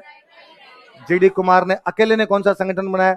स्वदेशी सेवक ग्रह। और अखबार का नाम क्या है? स्वदेशी। अरे इसमें नहीं लिखा, यहाँ पे एक आदमी और हुआ करते थे, रामनाथपुरी। कौन थे? और रामनाथपुरी ने एक अखबार निकाला था, सर्कुलर ए हिंद। कौन सा अखबार निकाला था? तो सर्कुलर ए हिंद किसका समाचार पत्र है? तो तीन समाचार पत्र हुए, तारकनाथ दास का समाचार पत्र फ्री हिंदुस्तान, आपके जीडी कुमार का समाचार पत्र स्वदेशी सेवक, और आपके रामनाथपुरी का समाचार पत्र सर्कुलर ए हिंद। कौन सा है? सर्कुलर ए हिंद। किसका है? रामनाथपुरी। और वैंकूवर वाले संगठन का नाम क्या था? United India house. तीन बंदों के नाम याद रखने, कौन कौन है? तारकनाथ दास, जीडी कुमार, रामनाथपुरी। रामनाथपुरी का समाचार पत्र, तारकनाथ दास का समाचार पत्र, जीडी कुमार का समाचार पत्र स्वदेशी सेवक। याद रह गया स्वदेशी सेवक ग्रह, तो वैसे ही याद रह जाएगा अपने आप। इसके बाद बातें आ जाओ आपके जो सैन फ्रांसिस्को। कहां पर आ जाओ? लाला हरदयाल जो लंदन के अंदर आपके इंडियन होम रूल सोसाइटी से जुड़े हुए थे, वो यहाँ सैन फ्रांसिस्को में एक संगठन से और जुड़ते हैं। इस संगठन का नाम था युगांतर आश्रम। क्या नाम था? लाला हरदयाल वास्तव में स्टैनफोर्ड यूनिवर्सिटी में प्रोफेसर हुआ करते थे। कौन सी यूनिवर्सिटी में प्रोफेसर थे? स्टैनफोर्ड विश्वविद्यालय था, और उसके प्रोफेसर हुआ करते थे। क्या नाम था इनका? लाला हरदयाल। और वहां एक नेता हुआ करते थे, भारतीय जो मजदूर काम किया करते, उनके नेता हुआ करते, उनका नाम था सोहन सिंह भाखना। क्या नाम था? तो सोहन सिंह भाखना, लाला हरदयाल ने मिलकर सैन फ्रांसिस्को में एक संगठन बनाया, उसका नाम क्या था? युगांतर। का सप्ताह में एक दिन मीटिंग करेंगे, जितने भी इंडियंस उनकी मीटिंग की जाएगी, और उनको बताएंगे कि हमारे देश का शोषण किस प्रकार से हो रहा है। फिर अपने यहां से एक टीम तैयार करेंगे, अपने इंडिया जाएंगे, और इंडिया जाके भारत को क्या करवाएंगे? आजाद। और उनको लगता था वहां पे बैठ के कि जब हम यहां पर बैठ के कितने दुखी होते हैं कि भारत आजाद है, तो हमारे भारत में रहने वाले साथियों को और कितना दुख होता होगा कि हम कितने गुलाम हैं। तो हमारे साथियों की सहायता करनी चाहिए, भारत माता का कर्ज उतारना चाहिए। इसके लिए अपने को एक अखबार निकालना पड़ेगा। क्या निकालना पड़ेगा? ताकि अखबार के माध्यम से लोगों में जागृति आए। उस अखबार का नाम रखा गया गदर। क्या नाम था? गदर का मतलब होता है विद्रोह। गदर का मतलब क्या होता है? हालांकि आपने तो गदर एक प्रेम कथा ही सुना है, पर वो भी तो अपने आप में विद्रोही होता है ना। अभी सेकंड पार्ट आ रहा है, गदर का सेकंड पार्ट आ रहा है इन दिनों में ना। इस बार हेड पंप नहीं और कुछ उखाड़ेगा भाई अपना। तो वो अखबार कौन सा निकाला गया था? 1 नवंबर 1913। कब की बात है? 1 नवंबर 1913। इसका मतलब 1 नवंबर का हमारे साथ कोई गंभीर नाता है। 1 नवंबर 1858 को महारानी विक्टोरिया घोषणा पत्र जारी करती है कि ईस्ट इंडिया कंपनी का शासन समाप्त होता है, तुम क्राउन के अधीन हो। किसके अधीन हो? 1 नवंबर 1913 को सैन फ्रांसिस्को में उर्दू भाषा में एक समाचार पत्र पब्लिश होता है, गदर। कौन सा अखबार है? कौन सी भाषा में? जो इसका पहला अंक आया था कौन सी भाषा में था? उर्दू। बाद में भारत की सारी भाषाओं में निकाला गया था। भारत की जितनी भाषाएं थी उन सब में निकालते थे। अफगानिस्तान वाली लैंग्वेज में निकाल दिया था। अफगानिस्तान की लैंग्वेज कौन सी थी? पश्तो। कौन सी थी? पश्तो। उस तक में ये निकाल दिया करते थे। क्योंकि गदर अखबार के माध्यम से लोगों को जागरूक किया करते थे, इसलिए इस आंदोलन का नाम ही पड़ गया गदर आंदोलन। क्या नाम पड़ गया? मास्टर जी कौन थे इनमें से? तो लाला हरदयाल को तो अमेरिका वालों ने कहा मास्टर जी इधर आओ, आज के बाद मीटिंग में गए तो देख लेना। तो लाला हरदयाल ने तो मीटिंग में आना कर दिया बंद। सोहन सिंह भाखड़ा जो बाकी लोग थे, इन्होंने कहा अपने चलते हैं, अपने इंडिया चलेंगे, और इंडिया में जाके अपने क्या करेंगे? वहां पे आंदोलन। तो ये सारे के सारे लोग कहां पर आ गए? इंडिया। ये ज्यादातर पंजाबी थे। ज्यादातर कौन थे? पंजाब। थोड़े बहुत उनमें कुछ लोग बंगाली थे। थोड़े बहुत लोग कौन थे? बंगाल। पंजाबी उस टाइम ही खूब रहा करते थे अपने, पंजाबी बंगाली लोग थे, तो ये पंजाबी सारे यहां पर पंजाब आए। नेता कौन है इनके? बड़े नेता कौन है? सोहन सिंह। यहां पे आए, यहां पे आके पंजाब में लोगों को कहा, पंजाब में लोगों ने पूछा, भाइयों ने, बाकियों ने, भाई तुम क्यों आए यहाँ पे? उनका देश को आजाद करवाने। क्या तुम दुखी नहीं हो अंग्रेजों से? उनका ना, तुम्हें किसने कहा हमें दुख है? तो तुम्हें अंग्रेजों के शोषण के तले नहीं रहना पड़ता। उन्होंने कहा मुक्ति मिली है मुश्किल से, भले दिन अब आए हैं, वरना ये पंजाब आनिया भानिया आगे लूट जाया करता था। कभी जी में आया उधर से कि साहब नादिर शाह का आक्रमण हो गया, आज अहमद शाह अब्दाली का आक्रमण हो गया, आज बाबर आ गया, आज गोरी आ गया, आज गजनवी आ गया। पंजाब में कहा करते थे किसी टाइम में, खादा पीदा लई दा बाकी अहमद शाही दा। जो खा लिया पी लिया वो आपका है, बाकी तो अहमद शाह लूट के ले ही जाएगा। बाकी आपके पास कुछ बचना ही नहीं है, तो खा लो पी लो, उसमें ही ठीक है अपने आप के अंदर। तो कहा इनसे मुक्ति दिलवाने वाले, ये जो इधर वाले उत्तर पश्चिम वाले हैं, इनसे किसी ने मुक्ति दिलाई? ये बापड़े भले गोरे हैं, और मुश्किल से नहरे वहरे हुई है सेट, यहाँ पे खेती करने लगे हैं, 2 टाइम का पेट भरने लगे हैं। तुम क्या फालतू फालतू बातें करते हो? इनका कि नहीं तुम जानते नहीं। और अंग्रेजों को देश से उखाड़ना जरूरी है, और हम पूरे भारत में एक साथ क्रांति करेंगे 21 फरवरी 1915 को। कब करेंगे? 21 फरवरी 1915। और हमारे नेता है रास बिहारी बोस। नेता कौन है? क्या नाम है नेता का? रास बिहारी बोस हमारे नेता है। हम पूरे भारत में एक साथ करेंगे क्रांति, और तुम्हें अपना साथ, हमारा साथ देना चाहिए। अरे मुक्ति दिलवाएंगे तुम्हें देश को। साथ तो उन्होंने कितना दिया कितना नहीं दिया, जाके पुलिस को जरूर बताएगा। हमारे घर 2 है, अमेरिका से आए हुए ना, 3 हमारे हैं। ये 2 जो इधर बैठ के बात कर रहे हैं ये वही है, और ये क्रांति करने वाले हैं 21 फरवरी 1915। और इनका नेता कौन है? रास बिहारी बोस। अंग्रेजों ने सबको पहले ही गिरफ्तार कर लिया था, इसलिए क्रांति विफल हो गई थी। गदर आंदोलन भारत के अंदर आगे सफल नहीं हो। पूरे भारत में योजना थी इनकी। राजस्थान की जिम्मेदारी दी हुई थी गोपाल सिंह खरवा। राजस्थान की जिम्मेदारी किसके पास थी? लेकिन सारे लोग पहले गिरफ्तार कर लिए गए। इनकी क्रांति जो थी वो क्या हो गई थी? विफल। पकड़ लिए गए सारे लोग। 2 लड़कों को फांसी लगाई गई थी, करतार सिंह सराबा और विष्णु पिंगले। कौन कौन 2 बंदे थे? करतार। पंजाब की बात है, पंजाब की राजधानी हुआ करती थी लाहौर। पंजाब की राजधानी कौन सी थी? इसलिए उसको पहला लाहौर षड्यंत्र मुकदमा कहते हैं। क्या कहते हैं इसको? नासिक मुकदमे में किसको फांसी लगाई गई? करकरे। किसको लगाई गई? करकरे। अलीपुर वाले मुकदमे में फांसी किसको लगती है? खुदीराम बोस। किसको लगती है? खुद। और आपके पहले इसमें लाहौर षड्यंत्र मुकदमे में फांसी किसको लगती है? करतार सिंह सराबा और विष्णु पिंगले। किसको लगती है? करतार सिंह। तो सैन फ्रांसिस्को से चला हुआ गदर आंदोलन हमारे भारत में कहां तक पहुंच गया था? पंजाब। और पंजाब में कौन सा मुकदमा चलता है इन पर? पहला लाहौर षड्यंत्र मुकदमा। किस किस को फांसी लगती है? करतार सिंह। आप देखो करतार सिंह सराबा का भी फोटो देखो, यंग 19 साल का लड़का, तेजस्वी आंखों वाला, 19 साल की उम्र में देश की बलिवेदी पर चढ़ गए थे। सोहन सिंह भाखड़ा गिरफ्तार किए गए थे। अब विश्वास नहीं करेंगे, सोहन सिंह भाखड़ा 1970 तक जिंदा थे। कब तक जिंदा थे? भगत सिंह जिस जेल के अंदर बंद थे उसमें सोहन सिंह भाखड़ा थे। और भगत सिंह ने ये सोहन सिंह भाखड़ा को अपना पूरा गुरु टाइप का मानते थे। भाई यार सीनियर आदमी है, इनको पता है क्रांतियां कैसे करनी है कैसे नहीं करनी है। सोहन सिंह भाखड़ा आजादी के बाद में देश में कई किसान आंदोलनों के नेता बने थे। देश में कई किसान आंदोलन सोहन सिंह भाखड़ा ने चलाए थे। लेकिन हम सोहन सिंह भाखड़ा को जानते ही नहीं है। सोहन सिंह भाखड़ा का नाम तक नहीं जानते। इस आंदोलन के अलावा सोहन सिंह भाखड़ा को कहीं नहीं पढ़ते, क्योंकि सोहन सिंह भाखड़ा कांग्रेस में नहीं थे। किसमें नहीं थे? हिस्ट्री में उन्हीं लोगों के नाम है जिन्होंने कांग्रेस ज्वाइन कर ली थी। History is written by victors. इतिहास विजेताओं के द्वारा लिखा जाता है। विजेता कांग्रेस थी, उनका राज था, तो हिस्ट्री में उनके नाम। यदि इसका उल्टा होता तो हम कांग्रेस वालों को किसी को नहीं जानते। यदि सोहन सिंह भाखड़ा इनका आया हुआ होता, ये सबके साथ सिद्धांत है, कांग्रेस पे लागू नहीं होता। यदि ये लोग आए होते तो इनके नाम होते, फिर अपने कांग्रेस वालों के नाम। यदि कोई तीसरा पक्ष आया होता तो इनके नाम नहीं होते, उनके नाम होते अपने आप में। इसलिए सोहन सिंह भाखड़ा को नहीं जानते हम। पर याद रखना कि सोहन सिंह भाखड़ा कौन से मुकदमे से जुड़े हुए थे? पहले लाहौर षड्यंत्र मुकदमे। कौन से मुकदमे से?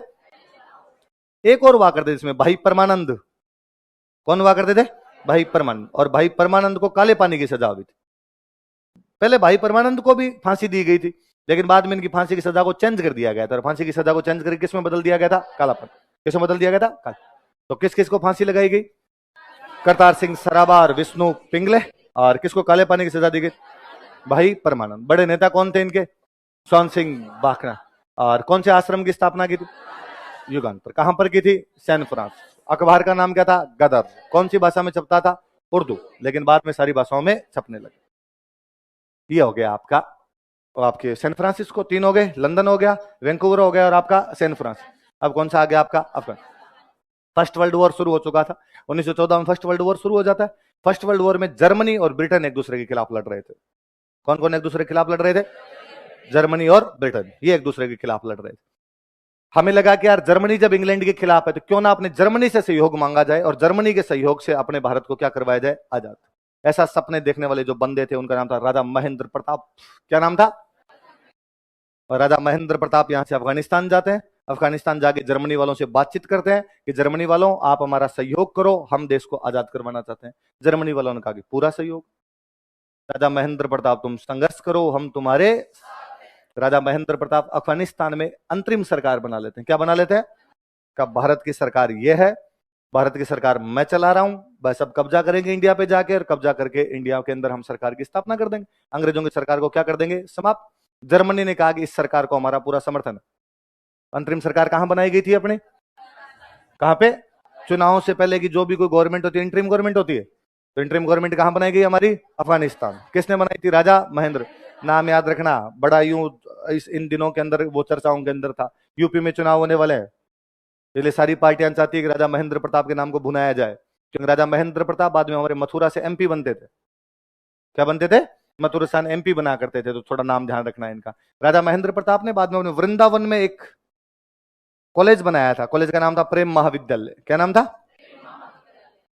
प्रेम आप जो समझ रहे हो वो नहीं, उस नाम वाला ही प्रेम है खाली। तो वृंदावन में कौन से महाविद्यालय की स्थापना की थी? ये वैसे ही है जैसे, कभी नहीं लगता आपको कि तिब्बत का एक बंदा हमारे पास बैठा हुआ, दलाई लामा। क्या बैठे हुए? दलाई लामा हिमाचल प्रदेश में एक जगह पड़ती है धर्मशाला। कौन सी जगह है?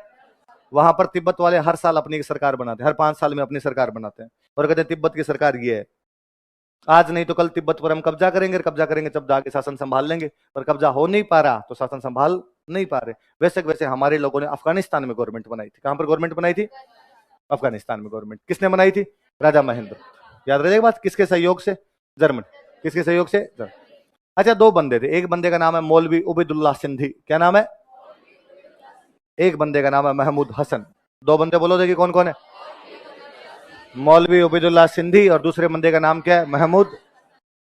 मौलवी अहमदुल्लाह सिंधी ने वहां से आपके अफगानिस्तान से एक कागज था, उस कागज पे कुछ लिखा, एक बंदे को दिया, और कहा जाके पंजाब में एक बंदा बैठा है महमूद हसन। कौन बैठा है? इसको जाके दे के आ जाओ।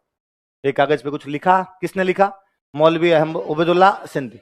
किसको दे के आना है? महमूद हसन। और उसको कहा कि ध्यान रखना पुलिस को पता नहीं चल जाए, क्रांति है इसमें, क्रांति। उसने कहा ठीक है साहब, नहीं पता चलने दूंगा। अब वो जेब के अंदर यूं हाथ डाल के ऊपर से चलेगी, पुलिस नहीं देख ले। जो कोई आदमी देखे उस पर डाउट लगे, उसको लगे इसको नहीं पता चल जाए। फिर उसके दिमाग में और ख्याल आए, और लगा यार पुलिस को पता चल गया तो क्या हो जाएगा, पुलिस मेरे को पकड़ लेगी। ये सोचता सोचता वो खुद ही पुलिस के पास चला गया। मैं कुछ नहीं कर रहा था, उन्होंने दिया था, इनको देना है, मुझे मत पकड़ो आप। अरे हुआ क्या तेरे? मेरे पास एक कागज है, उस कागज में क्रांति है। तो कहा तू कागज हमें दे। वो कागज ले लिया। भगवान जाने कागज में क्या था क्या नहीं था। हम कहते हैं उसमें क्रांति थी। क्या थी? और हम कहते हैं कागज सामान्य कागज नहीं था, उसका नाम है रेशमी रुमाल। क्या नाम है? अंग्रेजों ने वो जो केस चलाया था, उस केस का नाम रखा था सिल्क पेपर। क्या नाम दिया था? Silk paper. अब सिल्क पेपर की हमने जब हिंदी की तो हमने क्या बना दी? तो कोई पूछे रेशमी रुमाल षड्यंत्र से कौन कौन जुड़े हुए थे, तो कौन कौन जुड़े हुए थे? मौलवी उबैदुल्लाह सिंधी, महमूद हसन। 1913 की बात है। कब की बात है? तो 2013 में तो 100 साल पूरे हो रहे थे, तब तो हम करंट में और पढ़ा करते थे, अरे रेशमी रुमाल को 100 साल हो गए, रेशमी रुमाल को 100 साल हो गए। तो कौन कौन दो बंदे जुड़े रेशमी रुमाल से?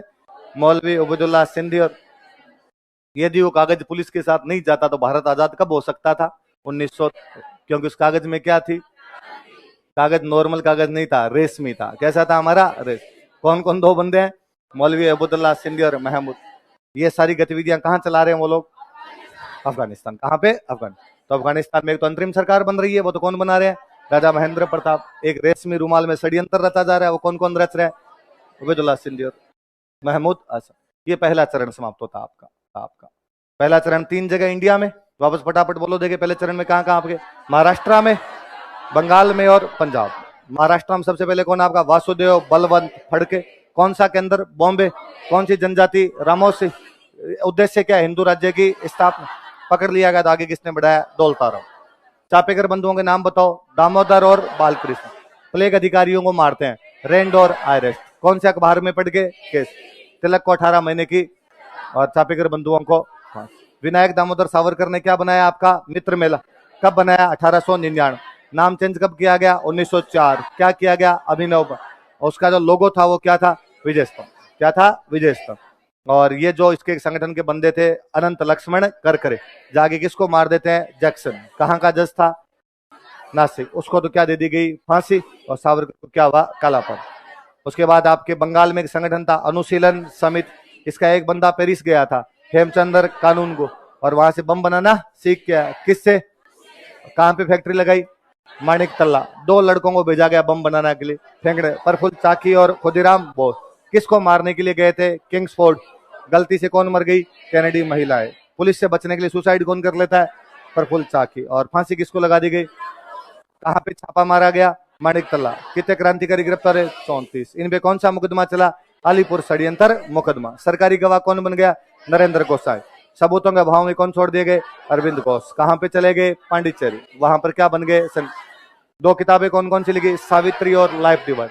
बारिंदर घोष ने कौन सी लिखी? भवानी मंदिर। बागा जतीन पुलिस मुठभेड़ में शहीद हो गए। कौन सी जगह पे हुए थे? बालासोर। कौन शहीद हुए? बागाजत। पंजाब में 2 नेता थे, कौन कौन थे? लाला लाजपत राय, अजीत सिंह। लाला लाजपत राय ने एक संगठन बनाया था, सॉरी अजीत सिंह जी ने, अंजुमन ए मोहब्बत ए वतन। क्या नाम था? अंजुम। और एक अखबार निकाला करते थे, भारत माता। कौन सा था? भारत माता। लंदन के अंदर गए, लंदन में कौन थे? श्यामजी कृष्ण वर्मा। संगठन कौन सा बनाया? Indian home rule society. कब बनाया? 1905। इसके ऑफिस का नाम क्या था इनके? India house. अखबार कौन सा निकालते थे? Indian sociologist. कौन सा था? इंडियन 1907 में 57 की क्रांति की क्या मनाई गई? स्वर्ण जयंती। सावरकर ने बुक कौन सी लिखी? Indian War of Independence. एक पर्चा कौन सा निकाला? Grave warning. कौन सा बंदा जाए गोली मारता है? मदन लाल धिंगड़ा। क्या नाम था? किसको गोली मार के आता है? करजन वाइली। किसको गोली मारता है? धिंगड़ा को क्या लगा दी गई? फांसी। सावरकर को गिरफ्तार करके कहां भेज दिया गया था? इंडिया भेजा। इंडिया से कहां भेज दिया गया उसको? कालापानी। कहां भेज दिया गया था? कालापानी भेज दिया। मैडम भिखाजी कामा कहां पर झंडा लहराती है? स्टुटगार्ट। और उन्हें भारतीय क्रांति क्या कहा जाता है? माता। यूनाइटेड इंडिया हाउस कहां पर बनाया गया आपका? वैंकूवर। कहां पे बनाया गया? वैंकूवर। तारकनाथ दास ने एक समाचार पत्र निकाला था, फ्री हिंदुस्तान। जीडी कुमार का एक अखबार था, स्वदेशी सेवक। रामनाथपुरी का एक अखबार था, सर्कुलर ए हिंद। कौन सा था? किसका था? रामनाथपुरी का। क्या नाम था उसका? सर्कुलर ए हिंद नाम का वाकर। सैन फ्रांसिस्को में कौन कौन 2 आदमी है आपके? सोन सिंह बाखड़ा और लाला हरदयाल। लाला हरदयाल कौन सी यूनिवर्सिटी के प्रोफेसर है? स्टैनफोर्ड। और इन्होंने क्या बनाया आपके? युगांतर आश्रम। युगांतर आश्रम वाला अखबार कौन सा निकाला? गदर। कब निकाला गया? 1 नवंबर 1913। कौन सी भाषा के अंदर? उर्दू। इंडिया में आगे कब क्रांति करना चाहते थे? 21 फरवरी 1915। नेता कौन थे? रास बिहारी बोस। अंग्रेजों को पता चल गया। कौन सा मुकदमा चला था इन पे? पहला लाहौर षड्यंत्र मुकदमा। 2 बंदों को फांसी की सजा हुई थी, करतार सिंह सराबा और विष्णु पिंगले। कौन कौन थे? करतार सिंह सराबा। एक बंदे को काले पानी दिया गया था, भाई परमानंद। किसको दिया गया था? परमानंद चोइल नहीं, परमानंद चोइल चित्रकार है, भैंसों का चितेरा। तूने गलत लिख लिया, ध्यान रखना तू। हाँ, परमानंद चोइल। तू 2 बार परमानंद चोइल बोल गया। परमानंद चोइल ने भैंसों के चित्र बनाए थे। किसके? भैंसों। जोर जोर से बोला परमानंद चोइल। भाई परमानंद है ना। अब कौन सा चरण? और अफगानिस्तान में वो अंतरिम सरकार किसने बनाई? राजा महेंद्र प्रताप। और रेशमी रुमाल में कौन कौन थे? मौलवी उबैदुल्ला सिंधी और महमूद हसन। अब कौन सा चरण आ गया आपका? एक संगठन बनाया गया था, एचआरए। कौन सा संगठन बनाया गया? एचआरए। एचआरए का नाम क्या था? Hindustan Republican association. क्या नाम था? हिंदुस्तान रिपब्लिकन। 1924 में कानपुर में बनाया गया था। 1924 में कहां पर बनाया गया था? क्या नाम था संगठन का? Hindustan Republican association. कब बनाया गया? 1924। कहां पे बनाया गया? कानपुर। उसमें बड़ा गड्ढ हुआ करता था क्रांतिकारियों का, तो कानपुर में बैठ के बनाया। और भारत के उस समय के सबसे बड़े क्रांतिकारी थे सचिंदर सान्याल। क्या नाम था? बहुत शानदार बुक लिखी सचिंदर सान्याल ने, बंदी जीवन। कौन सी बुक लिखी थी? कौन सी बुक लिखी थी? कहते क्रांतिकारियों की बाइबिल थी। उस समय कहा करते थे यदि किसी को क्रांतिकारी बनना है तो उसे कौन सी किताब पढ़नी पड़ेगी? बंदी जीवन। बंदी जीवन किसकी किताब थी? सचिंदर सान्याल। किसकी किताब थी? अच्छा, किताब की बात है तो मैं एक बुक और बताता हूं। इनके साथ एक क्रांतिकारी और हुआ करते थे, भगवती चरण वोहरा। कौन हुआ करते थे? भगवती चरण वोहरा। उस समय जब ये लड़के कानपुर में एक संगठन बना रहे थे, संगठन का नाम क्या है इनका? Hindustan Republican association. कब बनाया गया? 1924। कहां पे बनाया गया? और ये ऐसी बातें कर रहे थे कि साहब बम बनाएंगे, बम। क्या बनाएंगे? अब बमों के धमाके करेंगे तब अंग्रेज यहां से बाहर निकलेंगे, वरना अंग्रेज यहां से बाहर नहीं। गांधी जी अपने अखबार में इनके खिलाफ एक लेख लिखते हैं, द पॉलिटिक्स ऑफ बम। कौन सा अखबार लिखते हैं? कि कुछ लड़कों ने बम की राजनीति करनी शुरू कर दी है। किसकी राजनीति करनी शुरू कर दी? और कहा यह राजनीति गलत है, इस प्रकार की राजनीति नहीं की जानी चाहिए, देश को हिंसा के रास्ते पे नहीं ले जाया जा सकता, हम देश को मुक्ति अहिंसा के रास्ते दिलाएंगे। किसके रास्ते दिलाएंगे? और ये लड़के बम की क्या कर रहे हैं? राजनीति। तो बुक का नाम क्या, उनके वो लेख का नाम क्या था? पॉलिटिक्स ऑफ बम। उसका रिप्लाई करता है भगवती चरण वोहरा। इन्होंने लिखा फिलोसॉफी ऑफ बम। क्या लिखी? इन्होंने कहा हम बम की राजनीति नहीं करते, बम में फिलोसॉफी है। बम में क्या है? तो कोई पूछे द फिलोसॉफी ऑफ बम किसने लिखा था? तो किसने लिखा था? भगवती चरण वोहरा। कई बार चीजों के साथ में घटनाएं जुड़ जाती होगी। भगवती चरण वोहरा बाद में जब बम बनाते हैं, उस बम को चेक करने के लिए जंगल के अंदर गए थे, उनके हाथ में फट गया था। तो भगवती चरण वोहरा की डेथ इसी प्रकार से हुई थी। भगवती चरण वोहरा की वाइफ थे दुर्गा भाभी। यदि आपने अजय देवगन वाली जो legend of Bhagat Singh movie देखी हो, तो उसमें जब भगत सिंह और सैंडर्स को मारने के बाद में लाहौर से फरार होते हैं, तब भगत सिंह के साथ में एक महिला होती है, वो महिला दुर्गा भाभी है। और वो जो महिला थी वो किसकी पत्नी है? भगवती चरण वोहरा की पत्नी है। बात तो भगवती चरण वोहरा ने कौन सा वो लेख लिखा था? फिलोसॉफी ऑफ बम। किसका रिप्लाई करते हुए? गांधी जी। गांधी जी कौन सा लिख रहे थे? सचिंदर सान्याल का कौन सा है? बंदी जी। कौन से संगठन के लोग है? Hindustan Republican association. कब बनाया गया? कहां पे बनाया गया? फिर कहा ये भूखे भजन ना होई गोपाला, बिना पैसे के पार नहीं पड़े। सबसे पहले रुपए चाहिए भाई साहब, यूं क्रांतियां नहीं होगी। बम बनाओगे कैसे? क्या करोगे? और किसी ने आगे सूचना दी कि लखनऊ के पास से एक ट्रेन गुजरती है, एक काकोरी नाम का स्टेशन है। कौन सा स्टेशन है? और इस स्टेशन पर यदि लूट लिया जाए तो उसमें सरकारी खजाना है। लड़कों ने कहा ठीक है साहब लूट लेते हैं, इसलिए काकोरी में ट्रेन लूट ली गई। कहां पे ट्रेन लूट ली गई? इतने सालों तक हम इसका नाम पढ़ते थे काकोरी ट्रेन, है ना, काकोरी कांड। क्या पढ़ते थे? काकोरी। अब सरकार ने कहा कि एक्शन ना था, एक्शन था हमारा। क्या था ये? एक्स। तो काकोरी ट्रेन एक्शन। क्या नाम था? 9 अगस्त 1925। कब की बात है? 9 अगस्त 1925। कहां पे ट्रेन लूटी गई? हालांकि हाथ तो कुछ ही नहीं है, ये तो अपने वालों के था। जहां जहां कहीं ऐसे छापे मारे थे वहां पर हाथ तो कुछ भी, पर प्रयास तो कर ही लिया करते थे। कहां पे ट्रेन लूटी गई? इस काकोरी वाले मुकदमे में 4 लोगों को फांसी लगाई गई थी। कितने लोगों को फांसी लगाई गई? राम प्रसाद बिस्मिल। क्या नाम था? राम प्रसाद। अक्सर आपने गीत सुना होगा, सरफरोशी की तमन्ना भी हमारे दिल में है, देखना है जोर कितना। वो बंदे कौन थे? राम प्रसाद बिस्मिल। एक बंदे थे अशफाक उल्लाह खान। क्या नाम था? 2 बंदे थे रोशन सिंह और राजेंद्र लाहिड़ी। कौन कौन बंदे हैं? चारों के नाम बोलो थे। कौन कौन आदमी? राम प्रसाद बिस्मिल, अशफाक उल्लाह खान, रोशन सिंह और राजेंद्र लाहिड़ी। कौन से मुकदमे में शामिल थे? Kakori train action. कौन सा मुकदमा था? Kakori train action. काकोरी में ट्रेन को कब लूट लिया गया था? 9 अगस्त 1925। कौन से संगठन के लोग लूट लेते हैं इसको? HRA, Hindustan Republican association. 4 क्रांतिकारी फांसी पर लटकाए गए थे, राम प्रसाद बिस्मिल, अशफाक उल्लाह खान, रोशन सिंह और राजेंद्र लाहिड़ी। ट्रिपल आर और अशफाक उल्लाह खान।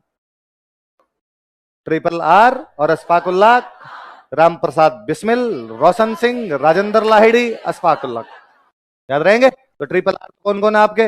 राम प्रसाद बिस्मिल, रोशन सिंह, राजेंद्र लाहिड़ी, अशफाक उल्लाह खान। कौन से मुकदमे में? Kakori train action. Kakori train action कब लिया गया था? 9 अगस्त 1925। सारे के सारे लोग गिरफ्तार कर लिए गए थे। ये 4 फांसी लगाए गए थे, सारे लोग गिरफ्तार कर लिए गए थे। केवल एक बंदा बाहर था, चंद्रशेखर आजाद। कौन बंदा बाहर था? वो बंदा 4 साल बाद कुछ नए साथियों को लेकर एक नया संगठन बनाता है, एचएसआरए। क्या बनाता है? पहले वाले का नाम था एचआरए, इस बार एक नया शब्द जोड़ दिया गया था, एस जोड़ दिया गया। क्या जोड़ दिया गया? और इसका नाम बदल कर दिया गया हिंदुस्तान सोशलिस्ट रिपब्लिकन एसोसिएशन। क्या नाम कर दिया गया? Hindustan socialist Republican. 1928 में दिल्ली में एक जगह पड़ती है फिरोज शाह कोटला। कौन सी जगह है? ये इसमें जो सोशलिस्ट नाम जोड़ा जा रहा था, इसके पीछे लड़के का दिमाग काम कर रहा था। उस लड़के का नाम था भगत सिंह। क्या नाम था? भगत सिंह का ऐसा मानना था कि हमारे संगठन का नाम एचआरए ठीक है, लेकिन क्या हम देश को केवल राजनीतिक आजादी दिलाना चाहते हैं? क्या हमारा कर्तव्य केवल इतना है कि देश को अंग्रेजों से मुक्ति मिले? क्या हम चाहते हैं कि भूरे लोग देश से चले जाएं या गोरे लोग देश से चले जाए और काले लोगों का राज आ जाए? क्या इससे फर्क पड़ेगा कि गोरे लोगों का देश में राज है? क्या इससे फर्क पड़ जाएगा कि गोरे जाएंगे और कुछ गोरे और कुछ काले मिलकर शासन चलाएंगे? क्या इससे फर्क पड़ेगा कि सारे गोरे चले जाएंगे और केवल काले लोग मिलकर शासन चलाएंगे? नहीं। अब ये असर तब पड़ेगा, ये प्रभाव तब दिखेगा जब मनुष्य से मनुष्य का जो शोषण है वो समाप्त हो जाएगा। हमें समाजवाद लाना पड़ेगा। क्या लाना पड़ेगा? इसलिए संगठन के नाम में झलकना चाहिए कि हमारा उद्देश्य केवल राजनीतिक आजादी नहीं है, हम सामाजिक और आर्थिक आजादी भी चाहते हैं। क्या चाहते हैं हम? संपूर्ण क्रांति चाहिए हमें। कौन सी क्रांति चाहिए? टोटल रिवॉल्यूशन, संपूर्ण क्रांति, जिसमें राजनीतिक आजादी हो, जिसमें सोशल आजादी हो, जिसमें इकोनॉमिक आजादी हो। मनुष्य से मनुष्य के साथ का भेदभाव समाप्त हो, अमीरी गरीबी के बीच की खाई को समाप्त किया जाए, आपस में सामाजिक भेदभाव समाप्त किया जाए, हमारा खुद का राज हो। उस दिन वाकई हम देश को आजादी दिला पाएंगे। इसलिए संगठन के नाम में सोशलिस्ट जोड़ दिया जाए। क्या जोड़ दिया जाए? इसलिए संगठन का नाम क्या कर दिया गया? Hindustan socialist Republican. हम तब तक हिंसा नहीं करेंगे जब तक अंग्रेजों के द्वारा हिंसा नहीं की जाएगी। हम तब तक खामोश रहेंगे जब तक अंग्रेज कुछ नहीं करते। लेकिन हम हमारे देश के युवाओं को जागरूक करेंगे, हमारे देश के युवाओं को जाकर बताएंगे कि हमारा उद्देश्य क्या है। जब तक युवा खड़े नहीं होंगे तब तक देश को आजादी नहीं दिलाई जाएगी। और हम हिंसा का प्रयोग नहीं करेंगे। हिंसा का प्रयोग अंतिम विकल्प, हम इस बात को जानते हैं। लेकिन देश को जागरूक करना पड़ेगा, किसानों मजदूरों तक जाना पड़ेगा। जब तक देश का एक एक आदमी क्रांति में शामिल नहीं होगा तब तक क्रांति सफल नहीं होगी। कुछ पढ़े लिखे लोग जेब के अंदर गुलाब लटका के यदि किसी सम्मेलन के अंदर बैठ के बातें कर लेते हैं, उसे देश को आजादी नहीं मिलती है। तो क्या किया जाए? तो साहब युवाओं को जगाया जाए। ये युवाओं को जगाने की बातें कर रहे थे, ये सब कर ही रहे थे कि अब हम हिंसा का प्रयोग इस प्रकार से नहीं करेंगे। इतने में देश के अंदर एक दुर्भाग्यशाली घटना घटित होती है। साइमन कमीशन का विरोध करते हुए लाला लाजपत राय को पुलिस की लाठियों का शिकार होकर मार दिया जाता है। ये क्रांतिकारी लाला लाजपत राय को पसंद ही नहीं किया करते थे। लाला लाजपत राय थोड़े हिंदुत्ववादी टाइप के नेता बन गए थे। इवन लाला लाजपत राय ने जब एक बार थोड़े हिंदुत्ववादी बयान ज्यादा दिए थे तो भगत सिंह बहुत पढ़े लिखे व्यक्ति थे। भगत सिंह ने रॉबर्ट ब्राउनिंग की कविता थी द लॉस्ट लीडर, हमारा खो चुका नेता, द लॉस्ट लीडर नाम की कविता थी। उस कविता की पंक्तियां एक पेज पर लिखी और उस पेज को लाहौर की सड़कों पर चिपकाया गया था कि लाला लाजपत राय जैसे नेता को हम नेता नहीं मानते हमारा। और लाला लाजपत राय से कैसे कर सकते हैं? इस प्रकार के बयान नहीं दे सकते। इस बयान की हम इनकी खिलाफत करते हैं, हम इनकी आलोचना करते हैं इसकी। लेकिन उन्हीं लाला लाजपत राय को जब सरेआम सड़क पर लंबा कर दिया गया लाहौर में, उन क्रांतिकारियों का जीव सबसे पहले पिघला। उनको लगा कि नहीं, टेढ़ा है पर हमारा नेता था। ऐसे आप हमारे नेता को इस प्रकार कैसे कर सकते हो? पर पता लगाओ कौन था वो आदमी जिसने हमारे लाला जी की इस प्रकार लाठियों से कूट कूट के हत्या कर दी। पता चला उस आदमी का नाम था स्कॉट। क्या नाम था? स्कॉट नाम का एक आदमी, और स्कॉट ने मार दिया। लाहौर के अंदर पूरा एक घर किराए पे लिया गया। क्रांतिकारियों ने स्कीम बनाई कि साहब पता लगाया जाए स्कॉट कब बाहर आता है, कब निकलता है यहां से। पता चला साहब स्कॉट इतने बजे आता है, इतने बजे जाता है, मोटरसाइकिल पे बैठ के आता है, हेट लगा के आता है, सब कुछ पता लगाया गया। दो क्रांतिकारियों को डेली रेकी करने के लिए वहां पर खड़ा किया जाता था कि तुम जाओगे और डेली इस बात का पता लगाओगे। फिर एंड टाइम पर कहा कि आज इसको मारने के लिए जाएंगे। 3 लोग मारने के लिए जाएंगे, राजगुरु, भगत सिंह और चंद्रशेखर आजाद। कौन कौन जाएंगे? राजगुरु, भगत सिंह और चंद्रशेखर। यदि हम पकड़ लिए जाते हैं तो संगठन को पीछे से चलाएगा सुखदेव। संगठन को कौन चलाएंगे? और यदि हम हमारे कार्य में सफल होते हैं तो वेल एंड गुड, हम वापस आ ही जाएंगे अपने आप को। कैसे मारोगे? तो कहा जब वहां पर अपने दो जो बंदे खड़े हुए, शिव वर्मा खड़ा था, तो शिव वर्मा और जयदेव कपूर जो है वो अपने को बताएंगे। जैसे वो बंदा वहां से निकलेगा वो कहेंगे कि यही है, क्योंकि इन्होंने उसका देखा हुआ। और जब उसकी बीचों बीच रोड पे उसकी गाड़ी आएगी तो राजगुरु आगे जाके पहली गोली मार देगा। राजगुरु गोली मारेगा तो नीचे गिर जाएगा। बाद भगत सिंह के पास पूरी मैगजीन है, सारी सारी गोलियां मारनी है, बचना नहीं चाहिए किसी भी हालत के अंदर। चंद्रशेखर आजाद ने कहा मैं ध्यान रखूंगा कोई दूसरा फायरिंग ना करे। ठीक, उस दिन किस्मत काम कर रही थी स्कॉट की, शायद बैरूंजी धोखे हुए थे उसके, स्कॉट आया ही नहीं। उस दिन स्कॉट वाली बाइक लेके आया था सैंडर्स। कौन आया था? सैंडर्स निकला, उधर वो दोनों खड़े थे, उन्होंने कहा वही है। राजगुरु गया बीच में। राजगुरु मराठी आदमी था, उसका दिमाग सटका हुआ ही रहता था। राजगुरु गए और राजगुरु ने जाते ही सबसे पहले गोली मारी, वो बेचारे नीचे गिरा। सैंडर्स नीचे गिरा, सैंडर्स के नीचे गिरते भगत सिंह ने पूरी मैगजीन ही उतार दी उसके अंदर। वहां पर अपने एक बॉडीगार्ड खड़े थे, चंदन सिंह नाम करके अपने एक बॉडीगार्ड खड़े थे। उन्होंने जब देखा कि यार साहब को मार रहे हैं, जिसकी खाओ हाजरी उसकी बजाओ हाजरी, ये भावना तो थी बंदे में, यार मैं नौकरी अंग्रेजों में करता हूँ, हमारे साहब को ऐसे कैसे मार सकते हैं। वो भागा, साहब को मार दिया, साहब को मार दिया, वो फायरिंग करने के लिए भागा। चंद्रशेखर आजाद ने उसको 2 बार वार्निंग दी कि तुम रुक जाओ वरना मैं गोली मार दूंगा, तुम इंडियन हो, मैं तुम्हें नहीं मारना चाहता हूं। उसने कहा कि नहीं, भले ही गोली मार दो पर साहब को तुम ऐसे नहीं मार सकते। चंद्रशेखर आजाद चंदन सिंह को गोली मार देते हैं। वहां से तीनों भागते हैं। बाहर एक लड़का और खड़ा था इनका, महावीर सिंह राठौड़, वो जीप लेके खड़ा हुआ था। वो जीप का ड्राइवर था बहुत अच्छा, पहलवान टाइप का बंदा था। महावीर सिंह वाली जीप के अंदर बैठे, वहां से जीप के अंदर बैठ के आ गए। लेकिन शाम तक पूरे लाहौर में खबरें थी कि जिस लड़के ने मर्डर किया उस लड़के की जुड़ा है, जिस लड़के ने मर्डर किया उस लड़के के सिर पे बाल। अब बाहर नहीं निकल पाएंगे हम, ये तो पहचाना जाएगा साफ साफ। इसलिए एक नाई को रूम पे लेके, गुज्जू नाई कौन था, तो गुज्जू नाई को कहा कि बाल साफ कर। तो बाल वगैरह साफ करवाए गए। भगत सिंह थोड़े गोरे से थे, बाल साफ करवाए, हेट लगाना शुरू किया। वो जो हेट वाली फोटो देखते हो आप, वो हेट लगाना शुरू किया। और वहां से भगत सिंह बनते हैं अंग्रेज, राजगुरु को बनाते हैं उनका नौकर, दुर्गा भाभी को बनाते हैं उनकी वाइफ, और वहां से तीनों निकल जाते हैं। एक क्रांतिकारी नहीं पकड़ा गया था, सारे के सारे निकल गए थे। भगत सिंह वहां से फरार होकर आते हैं अपने यूपी में जगह पड़ती शाहजहांपुर। महावीर सिंह यहाँ का था, शाहजहांपुर का था। महावीर सिंह के घर पर यहाँ फरारी काटते हैं कई दिनों तक। फिर पता चला यार यहाँ पे अंग्रेजों को पता चल गया, तो यहाँ से फिर आगरा की तरफ चले गए थे। कोई सिंगल बंदा ही नहीं पकड़ा गया इनमें से। जब नहीं पकड़ा गया तो अंग्रेजों ने एफआईआर लगा दी केस पे। एफआईआर का मतलब होता है केस क्लोज कर देना। तो केस को क्या कर दिया गया, क्लोज। केस क्लोज कर दिया तो इन लोगों को लगा कि यार ठीक हुआ थोड़ा मामला। तो ये लोग बाहर निकले। बाहर निकल के आगरा में इन्होंने वापस अपनी मीटिंग वीटिंग करनी शुरू की यहाँ पे। इतने में पता चला कि सरकार 2 बिल पेश करने वाली है। एक बिल का नाम था पब्लिक सेफ्टी बिल। कौन सा बिल था, पब्लिक की सेफ्टी के नाम पर किसी भी आदमी को गिरफ्तार किया जा सकता है। एक बिल था उसका नाम था ट्रेड डिस्प्यूट बिल। कौन सा बिल था, trade dispute bill. Trade dispute bill यह कहता है कि मजदूर हड़ताल नहीं कर सकते। ट्रेड डिस्प्यूट बिल कहता है कि मजदूर हड़ताल नहीं कर सकते। यदि कोई मजदूरों के और जो मिल का मालिक है उनके बीच का झगड़ा हो गया तो मिल के मालिक की बातें सही मानी जाएगी। मजदूर उसके खिलाफ किसी भी प्रकार का हड़ताल नहीं। इसका मतलब तो कि जो मिल मालिक है वो मजदूरों का शोषण करेगा। वो जब जितने टाइम चाहेगा उनसे काम करवाएगा, जितना चाहेगा तनख्वाह देगा, बढ़ाएगा तो बढ़ाएगा, नहीं बढ़ाएगा नहीं बढ़ाएगा, छुट्टी नहीं देगा उनको। पर पब्लिक सेफ्टी बिल कहता है कि मुझे लगा कि यार ये आदमी थोड़ा ठीक नहीं है, पकड़ लो। सब क्यों पकड़ के ले गया कि हमें लगता है सुरक्षा को खतरा है। रोलेट एक्ट, रोलेट एक्ट है ना, शक के आधार पर किसी भी आदमी को गिरफ्तार। पढ़ते हो आप आर्टिकल 22, आर्टिकल 22 चल रहा है आपके, वो यही थे पब्लिक सेफ्टी बिल, यही हुआ करते थे। तो किसी भी आदमी को पकड़ के लाया जा सकता है। और क्रांतिकारी उनका ये तो बहुत गलत बात है और हम इनका विरोध करेंगे।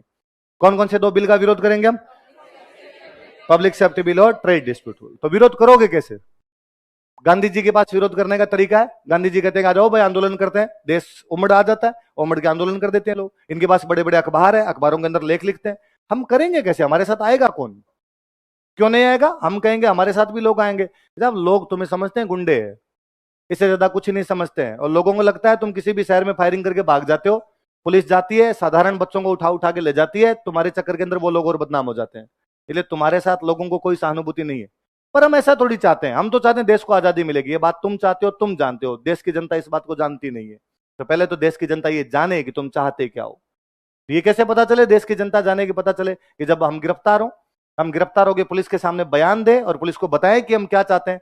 पुलिस के सामने जो बयान देंगे वो अखबार में पक्के छपेंगे, अखबार के अंदर छपेंगे तो सबको पता चल जाएगा। तो ये काम ठीक है। तो क्या किया जाए, तो भगत सिंह ने कहा था फिर हम संसद में बम फेंकेंगे।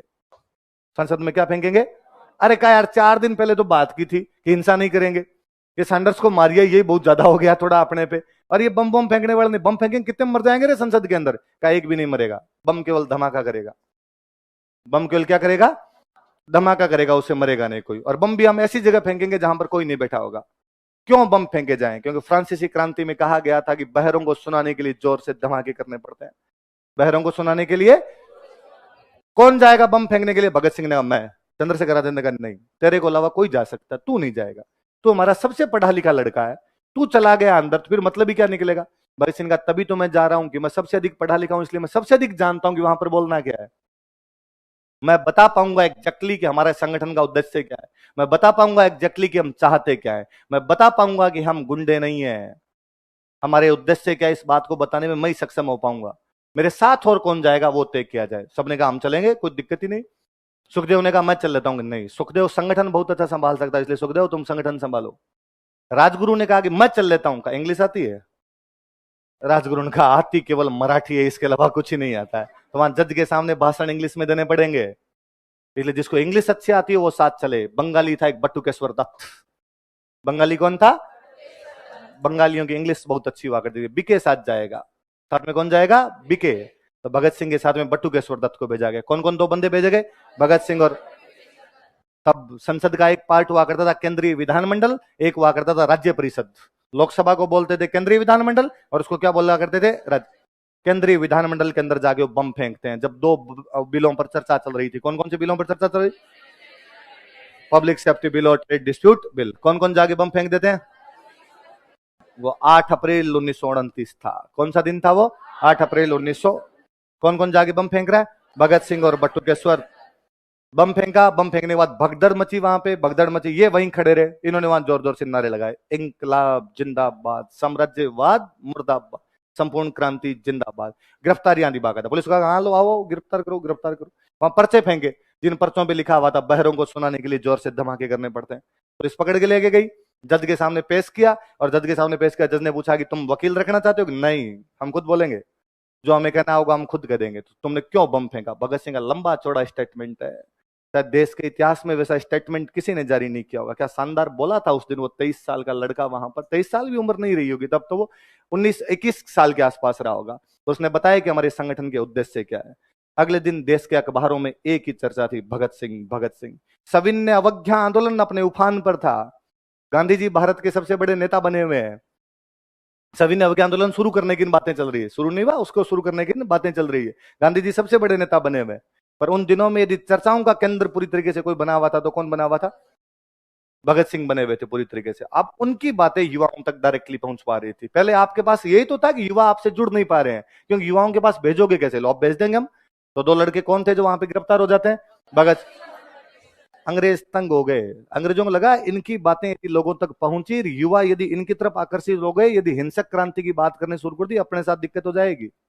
तो क्या किया जाए? इनको सजा सुनाओ। तो साहब खाली बम फेंकने के लिए फांसी भी नहीं लगा सकते हैं। बम फेंका है इन्होंने, इसमें कोई हताहत नहीं हुआ है, कोई भी आदमी मरा तो फांसी तो कैसे लगाएं? ज्यादा से ज्यादा 5-7 साल की जेल होगी, बाहर आ जाएंगे। और भगत सिंह यही कह के गए थे। भगत सिंह को चंद्रशेखर आजाद ने कहा था कि तेरा सैंडर्स वाले केस में नाम है, तेरे को फांसी लगा देंगे। तो उसने कहा सैंडर्स वाला केस तो बंद हो गया, इसके अंदर 5-7 साल की सजा होगी, 21 साल का हूं, 28 में बाहर आ जाऊंगा, तब तक तुम संभाल लेना, कोई दिक्कत ही नहीं है, तब तक मैं मेरा काम तो एकदम सेटल डाउन करके आऊंगा वहां पे। तो ठीक है। अब अंग्रेजों ने कहा कि इस लड़के का नाम उस केस में है, सैंडर्स वाले केस में है, लाहौर में मारा था सैंडर्स को, इसलिए इस मुकदमे का नाम है दूसरा लाहौर षड्यंत्र मुकदमा। मुकदमे का नाम क्या है? पहला लाहौर षड्यंत्र मुकदमा गदर आंदोलन वालों का, किसका है? गदर आंदोलन। दूसरा लाहौर षड्यंत्र मुकदमा भगत सिंह वाला। वो केस रीओपन किया गया, उस केस को रीओपन करके भगत सिंह को उसका मुख्य अभियुक्त बनाया गया, और कहा बाकियों को पकड़ा जाए। फिर आपके भगत सिंह, राजगुरु सारे पकड़ लिए गए, फिर एक बंदा नहीं पकड़ा गया, चंद्रशेखर आजाद। कौन नहीं पकड़ा गया? एक पंडित जी बाहर थे, बाकी सारे के सारे इसके अंदर पकड़ लिए गए थे। अब वो मुकदमा 11 लोगों पर सजा सुनाएगी। कितने लोगों को सजा सुनाएगी? 8 लोगों को काला पानी, 3 लोगों को फांसी। तो 3 लोग थे आपके भगत सिंह, राजगुरु, सुखदेव। कौन कौन थे? भगत सिंह।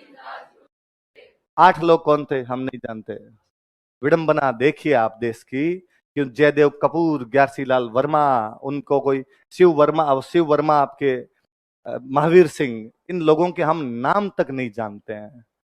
यशपाल, क्योंकि उन्होंने कांग्रेस ज्वाइन नहीं की थी। इतिहास में नाम केवल उनके हैं जो जीत में रहे थे। आजादी के बाद जो जीत में रहे उनके नाम आते हैं। 8 आदमी काला पानी काटने गए थे, देश का सबसे बड़ा मुकदमा है, देश के लोगों को उस मुकदमे के लोगों के नाम तक नहीं पता है। और दूसरा लाहौर षड्यंत्र मुकदमा था। कौन सा मुकदमा था? किस किस को फांसी लगाई गई थी? भगत सिंह, राजगुरु और सुखदेव। अच्छा, वहां पर जब इनको जेल में बंद कर दिया गया तो इन्होंने कहा कि भाई अब इनके साथ बहुत बुरा बर्ताव करते। बाकी जो भी जेल में बंद होते, भाई गांधी जी, जवाहरलाल नेहरू, ये सब बंद हुआ करते थे, इनको बाकायदा जेल में अखबार मिलता, जेल के अंदर डायरी मिलती, जेल में इनको पेन मिला करता था कि भाई आप लिख सकते हो, आप अखबार पढ़ सकते हो। इनको इस प्रकार की चीजें नहीं मिलती। तो इन्होंने कहा हम पॉलिटिकल प्रिजनर्स है, राजनीतिक कैदी हम। क्या है? राजनीतिक। ना नहीं तुम मर्डर करके आए। तो मर्डर तो प्रूव होगा तब जब पता चलेगा हमने मर्डर किया, जब तक ट्रायल चल रहा है तब तक आप हमें ये क्यों मानते हो कि हमने मर्डर किया? तब तक हमें राजनीतिक कैदियों की तरह अखबार दिया जाए, हमें भी डायरियां दी जाए, हमें किताबें दी जाए पढ़ने के लिए, हमें पेन दिए जाए। और यदि आप ऐसा नहीं करोगे तो हम भूख हड़ताल करेंगे। और भूख हड़ताल पर एक लड़का बैठ जाता, जतिन दास। कौन था? सारे बैठे थे, जतिन दास लंबा पतला केमिस्ट्री का लेक्चरर बंगाली युवा था। उसने कहा कि भूख हड़ताल शुरू करेंगे पर बीच में नहीं उठेंगे, देख लेना, फिर बीच में मत उठ जाना कोई। बाकियों ने भूख हड़ताल तोड़ दी थी। जतिन दास ने कहा कि नहीं, भूख हड़ताल नहीं तोड़ेंगे। 64 दिन की भूख हड़ताल के बाद जतिन दास शहीद हो जाते हैं। कितने दिन की भूख हड़ताल के बाद? बागा जतीन अलग है, जो बालासोर में पुलिस मुठभेड़ के अंदर मारे गए थे। ये बंदे अलग है, जिनका नाम क्या है? जतिन दास। कितने दिन की भूख हड़ताल के बाद? 64 दिन की भूख हड़ताल के बाद में क्या हो जाते हैं? शहीद हो जाते हैं। कहते हैं जब जतिन दास की लाश को कलकत्ता ले जाया गया था, कलकत्ता ट्रेन सुबह सुबह पहुंच गई थी। कलकत्ता में लाश को उतारने के बाद, सुबह लाश को उतारने के बाद इनके अंतिम संस्कार तक लेके गए थे, तब तक शाम हो गई थी। जगह जगह लोगों ने भयंकर स्वागत किया था लाश का। तो अंग्रेजों को लगा कि इस लाश का जब इतना स्वागत है और यदि लोग इनकी तरफ ज्यादा मुड़ने लग गए, अपने साथ और दिक्कत होगी, तो फटाफट इस मुकदमे का निपटारा किया जाए, इन बाकी लड़कों का जो भी करना वो किया जाए। 23 मार्च 1931 को भगत सिंह, राजगुरु और सुखदेव फांसी लगा दिए गए। किस किस को फांसी लगा दी गई थी? 24 को लगानी थी फांसी। 24 का दिन तय किया गया था, भाई 24 को फांसी लगाएंगे। पंजाब के गांवों में जब आसपास में पता चला कि जब भगत सिंह को फांसी लगाने की बातें चल रही है, लोग गांव में इकट्ठे होने लग गए थे कि जेल तोड़ दो। यदि कल तक का वेट किया गया, लोग, जनता आ जाएगी, कानून व्यवस्था अपने यहां पर नहीं कर पाएंगे, लॉ एंड ऑर्डर मेंटेन करना बहुत दिक्कत हो जाएगी, तो क्या किया जाए? तो आज शाम को फांसी लगा दी जाए। तो कहते हैं कि भगत सिंह के वकील जब सुबह भगत सिंह से मिलने के लिए गए थे, तो वकील ने उनसे पूछा था कि अंतिम इच्छा हो तो बता दो, तुम्हें कल फांसी लगाएंगे। तो उसने कहा मैं लेनिन की बुक पढ़ना चाहता हूँ। रशियन क्रांतिकारी हुए थे लेनिन, तो लेनिन की बुक ला दो, मैं लेनिन की बुक पढ़ना चाहता हूँ। तो लेनिन की बुक ला के दे दी। वो पूरे दिन वो लेनिन वाली बुक पढ़ रहे थे। शाम को जेलर गया और उसने जाके कहा कि फांसी लगाएंगे, बाहर आ जाओ। पहले जेलर सुखदेव और राजगुरु के पास गया था और उसने कहा कि भाई लो बाहर आ जाओ, फांसी लगाओ। उन्होंने कहा क्यों? सुबह लगाओगे? सुने तो ढंग से, सुबह का सुबह देखेंगे, रात को किस बात की फांसी लगाई जाए?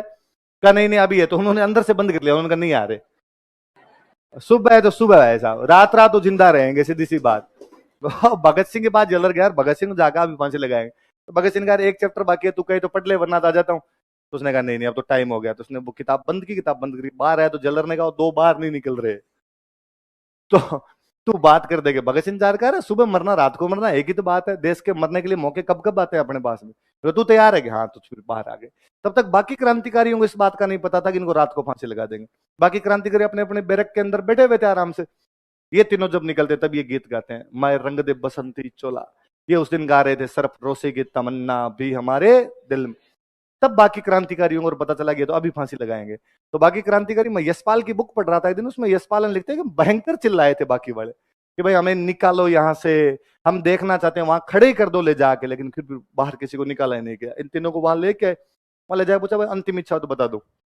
तो एक बार हथकड़ी खोल दो तो हम आपस में गले मिलना चाहते हैं। हथकड़ियां खोली और गले मिले, उसके बाद फांसी लगा दी गई थी। 23 मार्च को फांसी लगा दी जाती। कब फांसी लगा दी गई थी? 23 मार्च 1931। 23 मार्च 1931। इस घटना से लगभग एक महीने पहले इलाहाबाद के अंदर एक पार्क हुआ करता था, अल्फ्रेड पार्क। कौन सा पार्क हुआ करता? पंडित जी को पता चला कि कोई क्रांतिकारी थे, उनकी मां बहुत बीमार थी और उनकी मां के पास में पैसे नहीं थे, इसलिए उस क्रांतिकारी के घर पे पैसे पहुंचाने के लिए आए हुए थे, किसी बंदे को पैसे देने के लिए आए हुए थे। और किसी ने, मुखबिर ने सूचना दे दी कि वहां पर चंद्रशेखर आजाद है। पुलिस ने सामने एनकाउंटर कर दिया। एनकाउंटर में सामने फायरिंग करता है। उस बंदे के पास एक ही गोली बची थी। उस बंदे को ये लगता था कि मैं पकड़ा नहीं गया तो अभी पकड़ा तो नहीं जाऊंगा इनसे। एचआरए वाले मामले में भी मैं इनके हाथ नहीं आया था, इस मामले में भी मैं इनके हाथ नहीं है, मैं आजाद था, आजाद हूं। वो खुद ही खुद की गोली मार लेते हैं, ऐसे ही सुनते हम। तो पुलिस एनकाउंटर के अंदर कौन सी जगह पर? इलाहाबाद। कौन से पार्क में? इन वाली घटना से लगभग एक महीने पहले, 27 फरवरी 1931। कब की बात है? 27 फरवरी 1900। भगत सिंह ने दो संगठन बनाए थे। एक संगठन का नाम था नौजवान भारत सभा। क्या नाम था? और एक संगठन का नाम था लाहौर छात्र संघ। क्या नाम था? यदि आप अजय देवगन वाली लेजेंड ऑफ भगत सिंह देखेंगे तो उसके अंदर एक सीन है जिसमें भगत, जो गांधी जी है, वो ट्रेन से बाहर निकल रहे हैं। इधर स्टेशन का नाम लिखा हुआ है कराची। क्या लिखा हुआ है? इधर कुछ लड़के खड़े हैं और लड़के जोर जोर से कह रहे हैं महात्मा गांधी मुर्दाबाद, Mahatma Gandhi go back, Mahatma Gandhi go back, Bhagat Singh जिंदाबाद। वो लड़के नौजवान भारत सभा के सदस्य हैं। किसके सदस्य हैं? वो 29 मार्च 1931 है जब गांधी जी कराची अधिवेशन में भाग लेने के लिए कराची पहुंचे हैं। नौजवान भारत सभा के सदस्य इस बात से गांधी जी से नाराज हैं कि भगत सिंह को क्या लगा दी गई, फांसी। तो भगत सिंह के संगठन का नाम क्या था, नौजवान भारत सभा। एक और संगठन कौन सा था, भगत सिंह ने एक बुक लिखी थी, why I am an atheist, मैं नास्तिक क्यों हूं। कौन सी बुक लिखी थी, मैं नास्तिक क्यों, why I am an atheist. बहुत पतली सी बुक है, आप कभी लाके पढ़ना। भारत देश का दुर्भाग्य है कि हम केवल भगत सिंह के बारे में बात करते हैं, हमसे भगत सिंह की 70 पन्नों की किताब नहीं पढ़ी जाती। क्या नाम है बुक का उनके, बताओ देखे, why I am an atheist. क्या नाम है, why I am an atheist. इसलिए 15 अगस्त वाले दिन स्टेटस चेंज करने से या भगत सिंह की डीपी लगाने से नहीं, कम से कम उस बंदे के विचार तो जाने जाए। और अपने विचार उसने कौन सी बुक के अंदर लिखे थे, why I am an atheist. नास्तिक बन गए थे, क्या बन गए थे ना। अरे मैं नाम बोल रहा हूँ, सुरेंद्र सिंह नाम करके एक सरदार जी और जेल के अंदर हुआ करते, सो सीनियर थे। शाम को सारे जो कैदी हुआ करते थे प्रार्थना में भाग लिया करते। सुरेंद्र सिंह जी सरदार थे, उन्होंने एक दिन पूछा कि यार वो हमारे सिखों वाला एक लड़का वो क्यों नहीं आता। तो साहब वो इन बिलीव नहीं करता, इनमें धर्म वर्म में बिलीव नहीं करता। उन्होंने कहा मैं समझाऊंगा यार, ये यंग लड़का है इसलिए ऐसी बातें करने लग गया। और उन्होंने जाके कहा कि तुम आया करो यार, क्यों नहीं आते। उसने पोलाइटली कहा यार मैं भगवान में विश्वास नहीं करता थोड़ा। क्यों, तो उसने कहा मैं ऐसा मानता हूं कि भगवान है ही नहीं, और यदि भगवान है तो बहुत बुरा आदमी है। क्यों, तो नीचे लोगों में शोषण हो रहा है और भगवान ऐसे शोषण को कैसे देख सकता है, इसलिए मेरा इनमें कोई बिलीव ही नहीं है। तो सुरेंद्र सिंह जी डायलॉग देते हैं भगत सिंह को, शायद नाम सुरेंद्र सिंह ही था, वो उनको वहां पर डायलॉग देते हैं कि तेरा दिमाग खराब हो गया पॉपुलरिटी के चक्कर में। आजकल अखबारों में 4 बार नाम ज्यादा क्या आ गया, तुझे लगता है मैं भगवान से ऊपर हूं, और इस चक्कर में तू ऐसी ऐसी बातें करता है, थोड़े दिनों में पता चल जाएगा तेरे को। वो जब वापस चले जाते हैं तब भगत सिंह बैठ के सोचते हैं क्या वाकई ऐसा हुआ है, क्या पॉपुलरिटी के चक्कर में मेरा दिमाग खराब हुआ है, क्या इस लोकप्रियता के चक्कर में भगवान को भूल गया। और तब वो पीछे की घटनाएं याद करता है कि नहीं, मैं बहुत शुरुआती दिनों से लगभग ऐसा हो गया था। तो वो बताता है इस बुक के अंदर कि मैं नास्तिक क्यों हूं। तो बुक का नाम क्या है, why I am an atheist. Hindi में अपने क्या बोलते हैं, मैं नास्तिक क्यों। संगठन 2 कौन कौन से थे, तो फांसी लगाते हैं। तो वो जो बंदा था वहां पे एक जेल के अंदर, तो वो कहता है लास्ट के अंदर, भगत सिंह कहता है कि होता रब दा ना ले ले भगतिया, जब लास्ट टाइम में तो भगवान का नाम ले ले। भगत सिंह वापस कहता है ना तेरे रब ते पहले विश्वास थी ना आज, कि ना तो तुम्हारे भगवान पे मैं पहले विश्वास किया करता था ना आज, कम से कम फांसी के डर से तो तुम्हारे भगवान को याद क्यों ही करूं, ये लगनी थी मुझे पता ही था। चंद्रशेखर आजाद ने भगत सिंह को कहा था कि जब तेरे को जेल से कोर्ट लेके जाते हैं तो रास्ते में आक्रमण करके छुड़ा लेंगे हम। भगत सिंह पंडित जी कर मत लेना ऐसा। यही तो बात हम कहना चाहते हैं, हम यही तो प्रूव करना चाहते हैं कि हम गुंडे नहीं है। हमारे उद्देश्य क्या है, अरे यदि इस प्रकार की कार्रवाई से मुझे छुड़ाएगा तो देश के लोग वापस समझेंगे कि अपने गुंडे ही है। वरना अब यदि हम फांसी लगेंगे तो लोगों में विश्वास जमेगा कि ये लड़के देश के लिए बलिदान दे सकते हैं, ये देश के लिए मर सकते हैं। ये भावना जो पैदा की इस क्रांति को बुझने मत दो। हम 3 मरेंगे, तुम बाकी लोग तो सारे बाहर बैठे हो, बाकी लोग तो कम से कम इस ज्वाला को आगे ले जा पाओगे। भगत सिंह के घर वालों ने कहा कि हम तेरी जमानत करवा लेते हैं। उनका अरे नाम खराब कर दोगे, अर्जी मत लगा देना तुम, मैं जैसा हूं वैसा ठीक हूं। यहां पर एक 23 साल का नौजवान क्या सोचता होगा यार, हम सोचते हैं प्री पास होगा कि नहीं।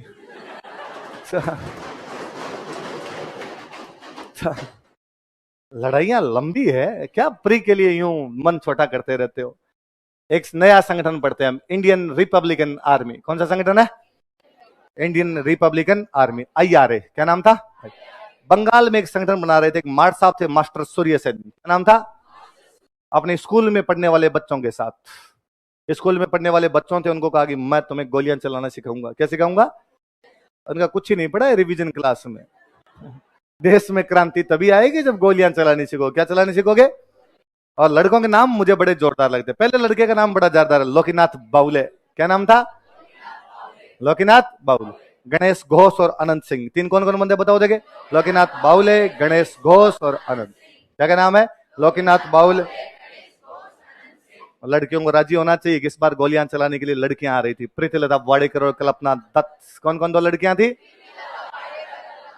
इतनी देर तो मैडम भिखाजी कामागल झंडा ही लहरा रही थी, इनका झंडे से पार नहीं पड़े, डंडा लहराना पड़ेगा।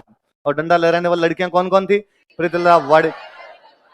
हम चटगांव आजाद करवाएंगे। क्या आजाद करवाएंगे, चटगांव हमारा है, हम इस चटगांव को आजाद करवाएंगे। तो क्या किया जाए आजाद करवाने के लिए, तो हथियार लिए जाए। पहले हथियार कहां कहां पड़े हैं, कहा जहां चटगांव में पुलिस रहती है वहां पर हथियार है, जहां चटगांव में सेना रहती है वहां पर हथियार है, जहां चटगांव में रेलवे का इंस्टीट्यूट है वहां पर हथियार है। इन तीनों जगह पर एक साथ हमला किया जाए, यहाँ के जितने हथियार है लूट लिए जाए।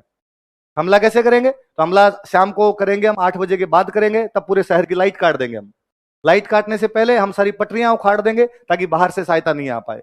लाइट काटने से पहले हम टेलीफोन के तार और तोड़ देंगे ताकि अंग्रेज यहां से बाहर सूचना दे। कितना सुनियोजित तरीके से किया होगा इन्होंने। एक साथ टेलीफोन के तार काटे गए, सारे बिजली के तार काटे गए, टेलीफोन की वो जो आपके रेलवे की पटरियां थी वो सारी की सारी तोड़ दी गई। तीनों जगह पे हमला किया गया, रेलवे के इंस्टीट्यूट पे, पुलिस के मुख्यालय पे और सैनिकों के मुख्यालय पे।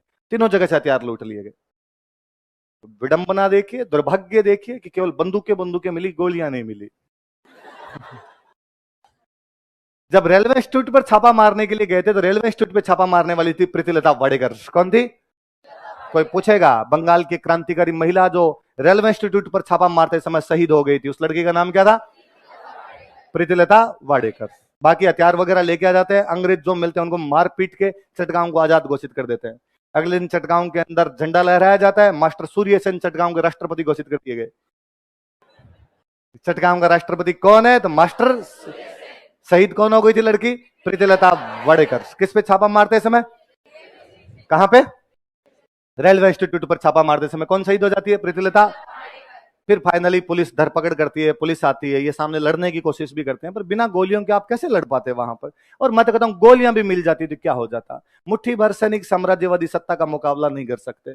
फाइनली सूर्य सेन गिरफ्तार किए गए। 1932 में सूर्य सेन को फांसी 32 में गिरफ्तार किए गए, 34 में सूर्य सेन को फांसी लगा दी गई थी। मैं चाहूंगा कि जिस दिन आपका पेपर हो जाए उसके बाद में आप मनोज वाजपेयी की एक मूवी है चिटगोंग। कौन सी मूवी है? आप चिटगोंग देखना। मुझे बड़ा अजीब इस बात का लगता है कि भारत के महानतम क्रांतिकारियों पर, इस भारत माता के महानतम उन बेटों पर बनाई गई एक मूवी चिटगोंग, जिस मूवी को भारत में कोई भी खरीदार नहीं मिला था। सारे डिस्ट्रीब्यूटर्स ने मना किया। उनको चिटगोंग क्या था ये? तो मास्टर सूर्य सेन क्रांतिकारी थी, ये कौन थे? अरे क्रांति की थी, अंग्रेजों को वहां से चटगांव से भगाया था, वहां पे सरकार बना ली थी इन लोगों ने। कहा हम नहीं जानते, हमें नहीं लगता भारत में लोग जानते होंगे, इसलिए ये मूवी यदि खरीद के सिनेमा में लगाई गई तो कोई देखने नहीं आएगा, हम घाटे में रहेंगे। इसलिए फाइनली उस प्रोड्यूसर ने इसको यूट्यूब पे जारी कर दिया था। विडंबना है, हमारा भारत उड़ता पंजाब देख सकता है, नशेड़ियों के अलावा कुछ नहीं दिखाया जाए। आप चिटगोंग देखिए, एक एक बंदे की एक्टिंग देखिए, तो लगता है कि मनोज वाजपेयी, राजकुमार राव और नवाजुद्दीन सिद्दीकी इन क्रांतिकारियों में घुस गए होंगे। चिटगोंग वाकई शानदार मूवी है। तो कौन सी मूवी है? चिटगोंग। किस पर बनाई गई थी? मास्टर सूर्य सेन पर बनाई गई मूवी थी। तो चटगांव में शस्त्रागार पर हमला करते हैं। किस पर हमला करते हैं? भगत सिंह बम फेंक गया था 8 अप्रैल 1929। कब फेंक गया था? उसके लगभग 1 साल और 10 दिन बाद 18 अप्रैल 1930। कब की बात? 18 अप्रैल 1900। तो चटगांव शस्त्रागार हमला। बंगाल में एक जगह और पड़ती थी, कोमिला। कौन सी जगह पड़ती थी? बंगाल प्रांत लगता है उसको, कोमिला नाम की जगह पड़ती। स्कूल की 2 बच्चियां थी, सुनीति चौधरी और शांति घोष।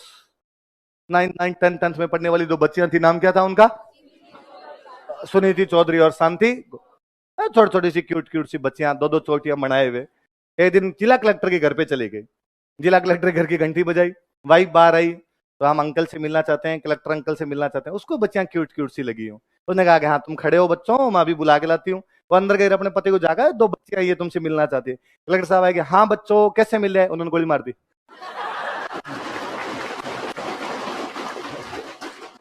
तो स्कूली छात्राओं ने कोमिला के कलेक्टर को गोली मार दी और निशाना सटीक मर गया था वहीं पे। बाकी वालों निशाने और नहीं लगते थे, इनका निशाना सटीक लगा था। तो लड़कियां कौन कौन थी नाम बताओ देखे? सुनीति चौधरी और शांति घोष। क्या क्या नाम है? कहां के कलेक्टर को गोलियां मार देती है? कोमिला। कहां के कलेक्टर को? 14 दिसंबर 1961। तारीख याद नहीं रही, कोई बात नहीं, अपने 2 नाम याद रखना। क्या क्या नाम है? अच्छा, दीक्षांत समारोह जानते हो? दीक्षांत समारोह, कॉन्वोकेशन सेरेमनी, जब आपको ये डिग्री विग्री मिलती है, वो काले काले लबादे से पहन के आप अजीब सी टोपी लगा के जाते हैं। तो कलकत्ता विश्वविद्यालय का दीक्षांत समारोह था। अच्छा, दीक्षांत समारोह में डिग्रियां बांटने के लिए कौन आता? राज्यपाल। तो उस टाइम कौन आएगा आपके राज्यपाल की जगह? गवर्नर। तो कलकत्ता का गवर्नर जो था वो डिग्रियां बांटने के लिए आया हुआ था, और एक लड़की डिग्री लेने के लिए हो गई थी, बीना दास। क्या नाम था? बीना दास नाम की एक लड़की थी। बुक थी उसके पास में, बुक के अंदर बंदूक छुपाई हुई थी। उसके बुक को अंदर काट काट के अंदर बंदूक लगा रखी थी। तो वहां पे क्या होता? आपका नाम पुकारते हैं या बीना दास, तो आप उठ के जाओ वहां पे। उठ के जाके वो पहले तो एक मेडल सा देते हैं, वो ले लो। फिर वो एक पहनाते हैं आपको मोमेंटो से, वो डिग्री ले लो, और फिर वो आपको मेडल सा पहनाते हैं, वो ले लो। तो वो झुकी यूं, गवर्नर यूं पहना, झुकते टाइम उसने बुक खोली, बंदूक निकली, गवर्नर की गोली मार दी। तो कलकत्ता के दीक्षांत समारोह में एक लड़की गोली मार दी थी, उस लड़की का नाम क्या था? यूपीएससी ने कोई हजारों बार इस सवाल को पूछा होगा कि दीक्षांत समारोह में गवर्नर को गोली मारने वाली लड़की का नाम बताइए। बीना दास। क्या नाम था? और कोमिला के कलेक्टर को गोली मारने वाली लड़कियां सुनीति चौधरी और शांति घोष। क्या क्या नाम है? सुनीति चौधरी और आपके इसको गवर्नर को गोली मारने वाली कौन थी? दीक्षांत समारोह में गोलियां किसने चला दी थी? किसने चला दी थी? बीना दास। एक और पढ़ लेते हैं, आजाद हिंद फौज कौन सी थी? सेकंड वर्ल्ड वॉर शुरू हो चुका था। सेकंड वर्ल्ड वॉर में अंग्रेज जापान के खिलाफ लड़ रहे थे। किसके खिलाफ लड़ रहे थे? सेकंड वर्ल्ड वॉर में 3 देश एक साथ लड़ रहे थे, जर्मनी, जापान, इटली। कौन कौन से 3 देश थे? जर्मनी और इटली दोनों यूरोप में लड़ रहे थे। इंग्लैंड वहीं था। इंग्लैंड से लड़ाई करनी है तो कहां पर लड़ेंगे? यूरोप में। जापान ने कहा मैं कैसे लड़ू, मैं तो एशिया के अंदर हूं। तुम तो ठीक है वहां इंग्लैंड से डायरेक्ट लड़ लोगे, मैं जापान से आगे इंग्लैंड में कैसे लड़ू? तो जर्मनी और इटली वालों ने कहा, हिटलर और मुसोलिनी ने उसको कहा कि तू एक काम कर, एशिया में अंग्रेजों का जहां जहां राज है वहां वहां हमले कर दे। और जापान ने नारा दिया कि एशिया एशियाइयों के लिए है। एशिया किसके लिए? एशिया पे कब्जा करूंगा तो मैं करूंगा। अंग्रेज कौन होते हैं एशिया पे कब्जा करने वाला? एशिया पे जापान कब्जा करे। और जापान ने कहा कि साहब हम हमले करेंगे। तो जापान ने जब यहां पे लड़ाई शुरू की तो अंग्रेज लड़ने के लिए गए। अंग्रेजों की आर्मी में इंडियंस हुआ करते, इंडिया में भी तो अंग्रेजों की आर्मी हुआ करती थी। इंडिया वाली आर्मी को जापान के खिलाफ लड़ने के लिए भेजा, इंडिया वाली आर्मी हार गई। तो इंडिया वाली आर्मी को पकड़ के उन्होंने जेल में डाल दिया। जितने भी सोल्जर्स पकड़े वो सोल्जर्स पकड़ के मैं किस में डाल दिए? जेल में। किसने? जापानियों। किसने डाल दिए? जब वहां जो इंडियन सोल्जर जेल में थे जापानियों द्वारा पकड़े गए थे, उनमें 2 बंदे थे, कैप्टन मोहन सिंह और निरंजन सिंह गिल। क्या क्या नाम थे? कैप्टन मोहन सिंह और निरंजन सिंह गिल। इन दोनों ने जापानियों को कहा कि जापानियों तुम क्यों तंग करते हो रे हमें, सुबह शाम आगे गालियां निकालते हो यहां पर हमें। तो जापानियों ने कहा अच्छा हमारे खिलाफ लड़ने हो, हमारे लोगों को मारो और हम तुम्हें गालियां नहीं निकाले। तो उनका यार हम खिलाफ नहीं है, वो तो अंग्रेजों ने भेजा था इसलिए लड़ने आ गए थे, बाकी हम तो तुम्हारे साथ है। जापान क्या बात करते हो, हमारे साथ हो? हाँ क्या कर सकते हो हमारे लिए? बाहर निकालो हम तुम्हारी तरफ से लड़ लेंगे। तो अंग्रेजों के खिलाफ लड़ना पड़ेगा कि हाँ वो अंग्रेज जो पहले तुम्हें तनख्वाह दिया करते, अरे वो समझ गए बाहर निकालो आप, तो लड़ाई वड़ाई हम कर लेंगे। तो सेकंड वर्ल्ड वॉर में जापान द्वारा पकड़े गए भारतीय फौजी जापानियों की तरफ हो गए थे और अंग्रेजों के खिलाफ लड़ने लग गए थे। उस फौज का नाम आजाद हिंद फौज है। उस फौज का नाम क्या है? किस किसने बनाई थी? कैप्टन मोहन सिंह, निरंजन सिंह गिल। क्या क्या नाम थे? निरंजन सिंह गिल। इन्होंने अपना नेता बनाया रास बिहारी बोस। किसको नेता बनाया? रास बिहारी बोस गदर आंदोलन के बाद फरार चल रहे थे। गदर आंदोलन में यहां पे क्रांति करने की योजना बनाई थी, यहां पे क्रांति नहीं कर पाए थे, उसके बाद क्या चल रहे थे? फरार। ये जापान थे तो इनको कहा कि आप हमारे नेता हो। रास बिहारी बोस ने कहा ठीक है, और रास बिहारी बोस ने वहां पे एक संगठन बनाया, इंडियन इंडिपेंडेंस लीग। भाई फौज इंडिया को क्या दिलाएगी? इंडिपेंडेंस, आजादी। इसलिए हम संगठन कौन सा बना लिया? हमारा इंडियन इंडिपेंडेंस लीग। कौन सा बनाया गया था? Indian independence. अब ये सब तैयारियां कर ही रहे थे, इतने में सुभाष को कांग्रेस से बाहर निकाल दिया गया था। और सुभाष को जब कांग्रेस से बाहर निकाल दिया था, सुभाष एक नई पार्टी बना लेते हैं अपनी, फॉरवर्ड ब्लॉक। कौन सी पार्टी बना लेते हैं? और सुभाष कलकत्ता में एक स्टेच्यू हुआ करता था, हॉलवेल स्टेच्यू। कौन सा स्टेच्यू हुआ करता था? उस हॉलवेल स्टेच्यू को हटवाने के लिए हड़ताल पर बैठे हुए थे। अंग्रेजों ने पकड़ के उनको घर में नजरबंद कर दिया। तुम्हारे घर में नजरबंद हो, तुम घर से बाहर नहीं निकल सकते। सुभाष को ऐसा लगा कि यार अंग्रेज मेरे को जेल ले जा सकते, तो सुभाष एक दिन वहां से भेष बदल के फरार हो गए। सुभाष कलकत्ता से निकले गए अफगानिस्तान, अफगानिस्तान से चले गए यूरोप। वहां जर्मनी जाके हिटलर से मिले, हिटलर को जाकर कि हम तुम्हारी सहायता करना चाहते हैं, तुम अंग्रेजों के खिलाफ लड़ रहे हो, हम अंग्रेजों के साथ लड़ना चाहते हैं। हिटलर ने कहा तुम हो कहां से? जब हम इंडिया से हैं। तो हिटलर ने कहा कि इसका मतलब तुम जापान जाओ, जापान वालों के साथ काम करो, और जापान वाले हमारे एशिया आजाद करवा रहे हैं, तुम उधर जाकर काम करो। तो ये अपने इधर आते हैं। यहाँ आए तो रास बिहारी बोस को पता चला कि सुभाष इधर आ रहे हैं, सिंगापुर। कहाँ की बात है? सिंगापुर। रास बिहारी बोस गए, एक बड़ी सी मीटिंग बुलाई गई, रास बिहारी बोस मंच पर पहुंचे, आजाद हिंद फौज के सारे फौजी जितने भी इंडियन साउथ ईस्ट एशिया के अंदर रहा करते थे वो इकट्ठे हो रखे। और रास बिहारी बोस ने कहा इस फौज को एक मैं बुढ़ा आदमी नहीं चला सकता, एक युवा खून क्या हो सकता है? वो युवा खून तुम्हारे सामने उपस्थित है, सुभाष चंद्र बोस। कौन आदमी है? तो रास बिहारी बोस ने इसकी जिम्मेदारी किसको दे दी? सुभाष वहां आजाद हिंद फौज की टुकड़ियां बनाते हैं, टुकड़ियों के नाम रखते हैं Mahatma Gandhi regiment, Jawaharlal Nehru regiment, Subhash Chandra Bose regiment, Maulana Abul Kalam Azad regiment. लड़कियों की जो रेजिमेंट बनाते हैं उसका नाम था झांसी रेजिमेंट। क्या नाम था? और झांसी रेजिमेंट की जो नेता थी उनका नाम था लक्ष्मी सहगल। क्या नाम था? क्या नाम था उनका? लक्ष्मी सहगल हुआ करती थी। वास्तव में नाम तो था लक्ष्मी स्वामीनाथन। क्या नाम था? बाद में प्रेम कुमार सहगल से शादी कर ली थी। कैसे शादी कर ली थी? प्रेम कुमार। तो पीके सहगल से जब शादी कर ली थी उसके बाद में नाम क्या हो गया था इनका? लक्ष्मी। वरना पहले नाम क्या हुआ करता था इनका? लक्ष्मी। दो जगह सेंटर बनाए गए थे, एक तो सिंगापुर में और एक रंगून। कहां कहां सेंटर बनाए गए? ये दो वो जगह थी जहां पे जापान कब्जा कर चुका था। अंग्रेजों का राज था और कब्जा कौन कर चुका था? जापान। जापान ने कब्जा कर लिया। आजाद हिंद फौज के दो दो सेंटर बनाए गए थे। वो सेंटर कौन कौन से थे? सिंगापुर और रंगून। यहां पे बेस बना लिया। बेस बनाकर अब अपने इंडिया पर अटैक करेंगे। दो फौज भेजी जाएगी, एक फौज भेजो अंडमान निकोबार, एक फौज भेजी जाए कोहिमा। कहां कहां पर भेजी जाए? एक तो अंडमान निकोबार, एक कहां पर भेजी जाए? और 6 जुलाई 1944 को, कौन सा दिन है वो? 6 जुलाई 1944। सुभाष रेडियो पर आजाद हिंद फौज को संबोधित करते हैं। सुभाष रेडियो पर भारत को संबोधित करते हैं। सुभाष कहते हैं कि हम देश की आजादी के इस यज्ञ में अंतिम आहुति देने जा रहे हैं। हे देश के राष्ट्रपिता मोहनदास करमचंद गांधी, हमें न केवल आपकी शुभकामनाएं बल्कि आपका आशीर्वाद भी चाहिए। तो गांधी जी को राष्ट्रपिता कहने वाले कोई बंदे थे तो वो कौन थे? किस दिन रेडियो पर बोलते वो ये घोषणा कर रहे? 6 जुलाई 1944। फौज अंडमान निकोबार पे कब्जा करती है। कहां कब्जा कर लेती है? और अंडमान निकोबार के नाम बदल कर देती है शहीद द्वीप और स्वराज द्वीप। क्या क्या नाम कर दिए थे? अंडमान का नाम बदल के शहीद द्वीप और निकोबार का नाम बदल के क्या कर दिया गया? क्या क्या नाम कर दिए गए? शहीद द्वीप और स्वराज। किसने नाम बदल कर दिए? आजाद हिंद फौज। किसने कर दिए? आजाद। कोहिमा तक इधर ये पहुंचे थे, इतने में जापान सरेंडर कर देता है।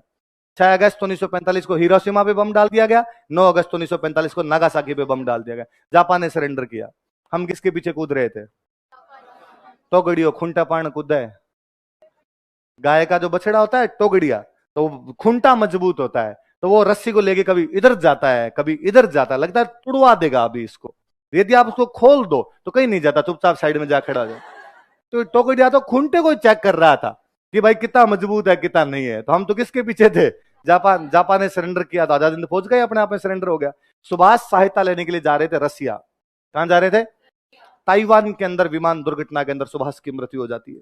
आजाद हिंद फौज को वापस पकड़ लिया गया। वे फौजी जो अंग्रेजों के फौजी थे, जापान की तरफ से लड़ने के लिए गए थे, अब जापानियों ने पकड़ लिया उनको, और जापानियों ने पकड़ा तो जापानियों की तरफ हो गए, अंग्रेजों के खिलाफ लड़े, अब उनको अंग्रेजों ने पकड़ लिया। वो जो 3 कमांडर थे उनके नाम थे शाहनवाज खान, गुरुबख्श सिंह ढिल्लो, प्रेम कुमार सहगल। क्या क्या नाम है बताओ देखे? ढिल्लो और प्रेम कुमार। क्या क्या नाम दोबारा बोलो?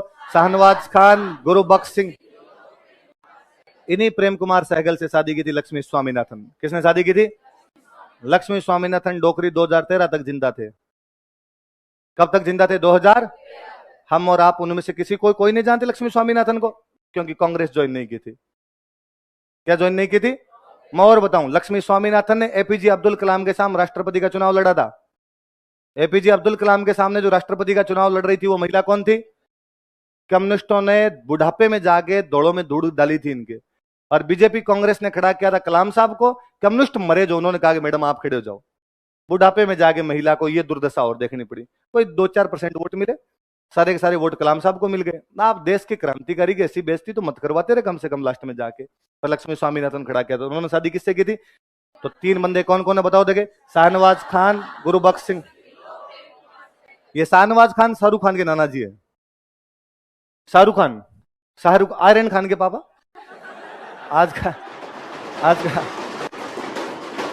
आजकल आप थोड़ा ज्यादा जानते हैं। तो शाहरुख खान के जो नाना जी है उनका नाम क्या था? शाहनवाज खान। एक बंदा कौन है? गुरुबख्श सिंह ढिल्लो। और एक बंदे कौन है आपके? ये 3 बड़े कमांडर थे। लाल किले पे मुकदमा चला। कहां पे मुकदमा चला? ये अपने वकील थे, अपनी तरफ से जो वकील लड़ रहे थे वो ये थे। नाम बोलो देखिए, भूला भाई।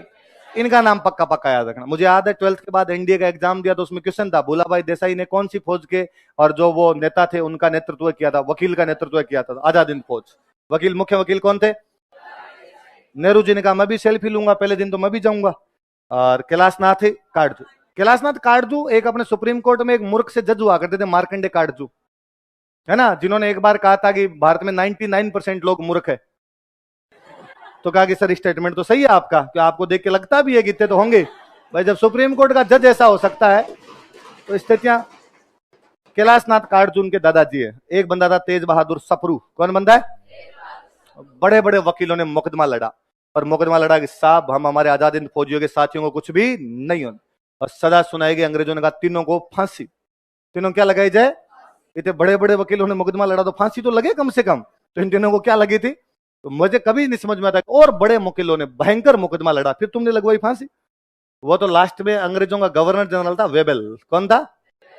उसने आर्टिकल 72 का प्रयोग किया। आर्टिकल 72 का प्रयोग किया और इनकी सजा जो थी वो क्या कर दी गई थी? माफ। इनको कहा भाई साहब जाओ रे, अब जाते जाते क्या फांसी लगाए, 45-46 तो आई गई थी वैसे में, तो इनको छोड़ दिया गया था। अभी आईएएस में क्वेश्चन था, शाहनवाज खान, गुरबख्श सिंह ढिल्लों और प्रेम कुमार सहगल कौन थे? आजाद हिंद फौज के अधिकारी। किसके अधिकारी थे? एसआई वालों ने पूछा था कि सुभाष ने गांधी जी को राष्ट्रपिता किस दिन कहा था? 6 अगस्त 1900, अब 6 जुलाई 1954। अभी कोई आपसे पूछ सकता है कि दिलीप सर अभी कौन कौन से द्वीपों पर गए हुए हैं? अंडमान तथा निकोबार। इनके नाम बदल के क्या किए गए थे? शहीद द्वीप और स्वराज। याद रह जाएगी बातें? ये आपकी क्रांति होगी। ठीक।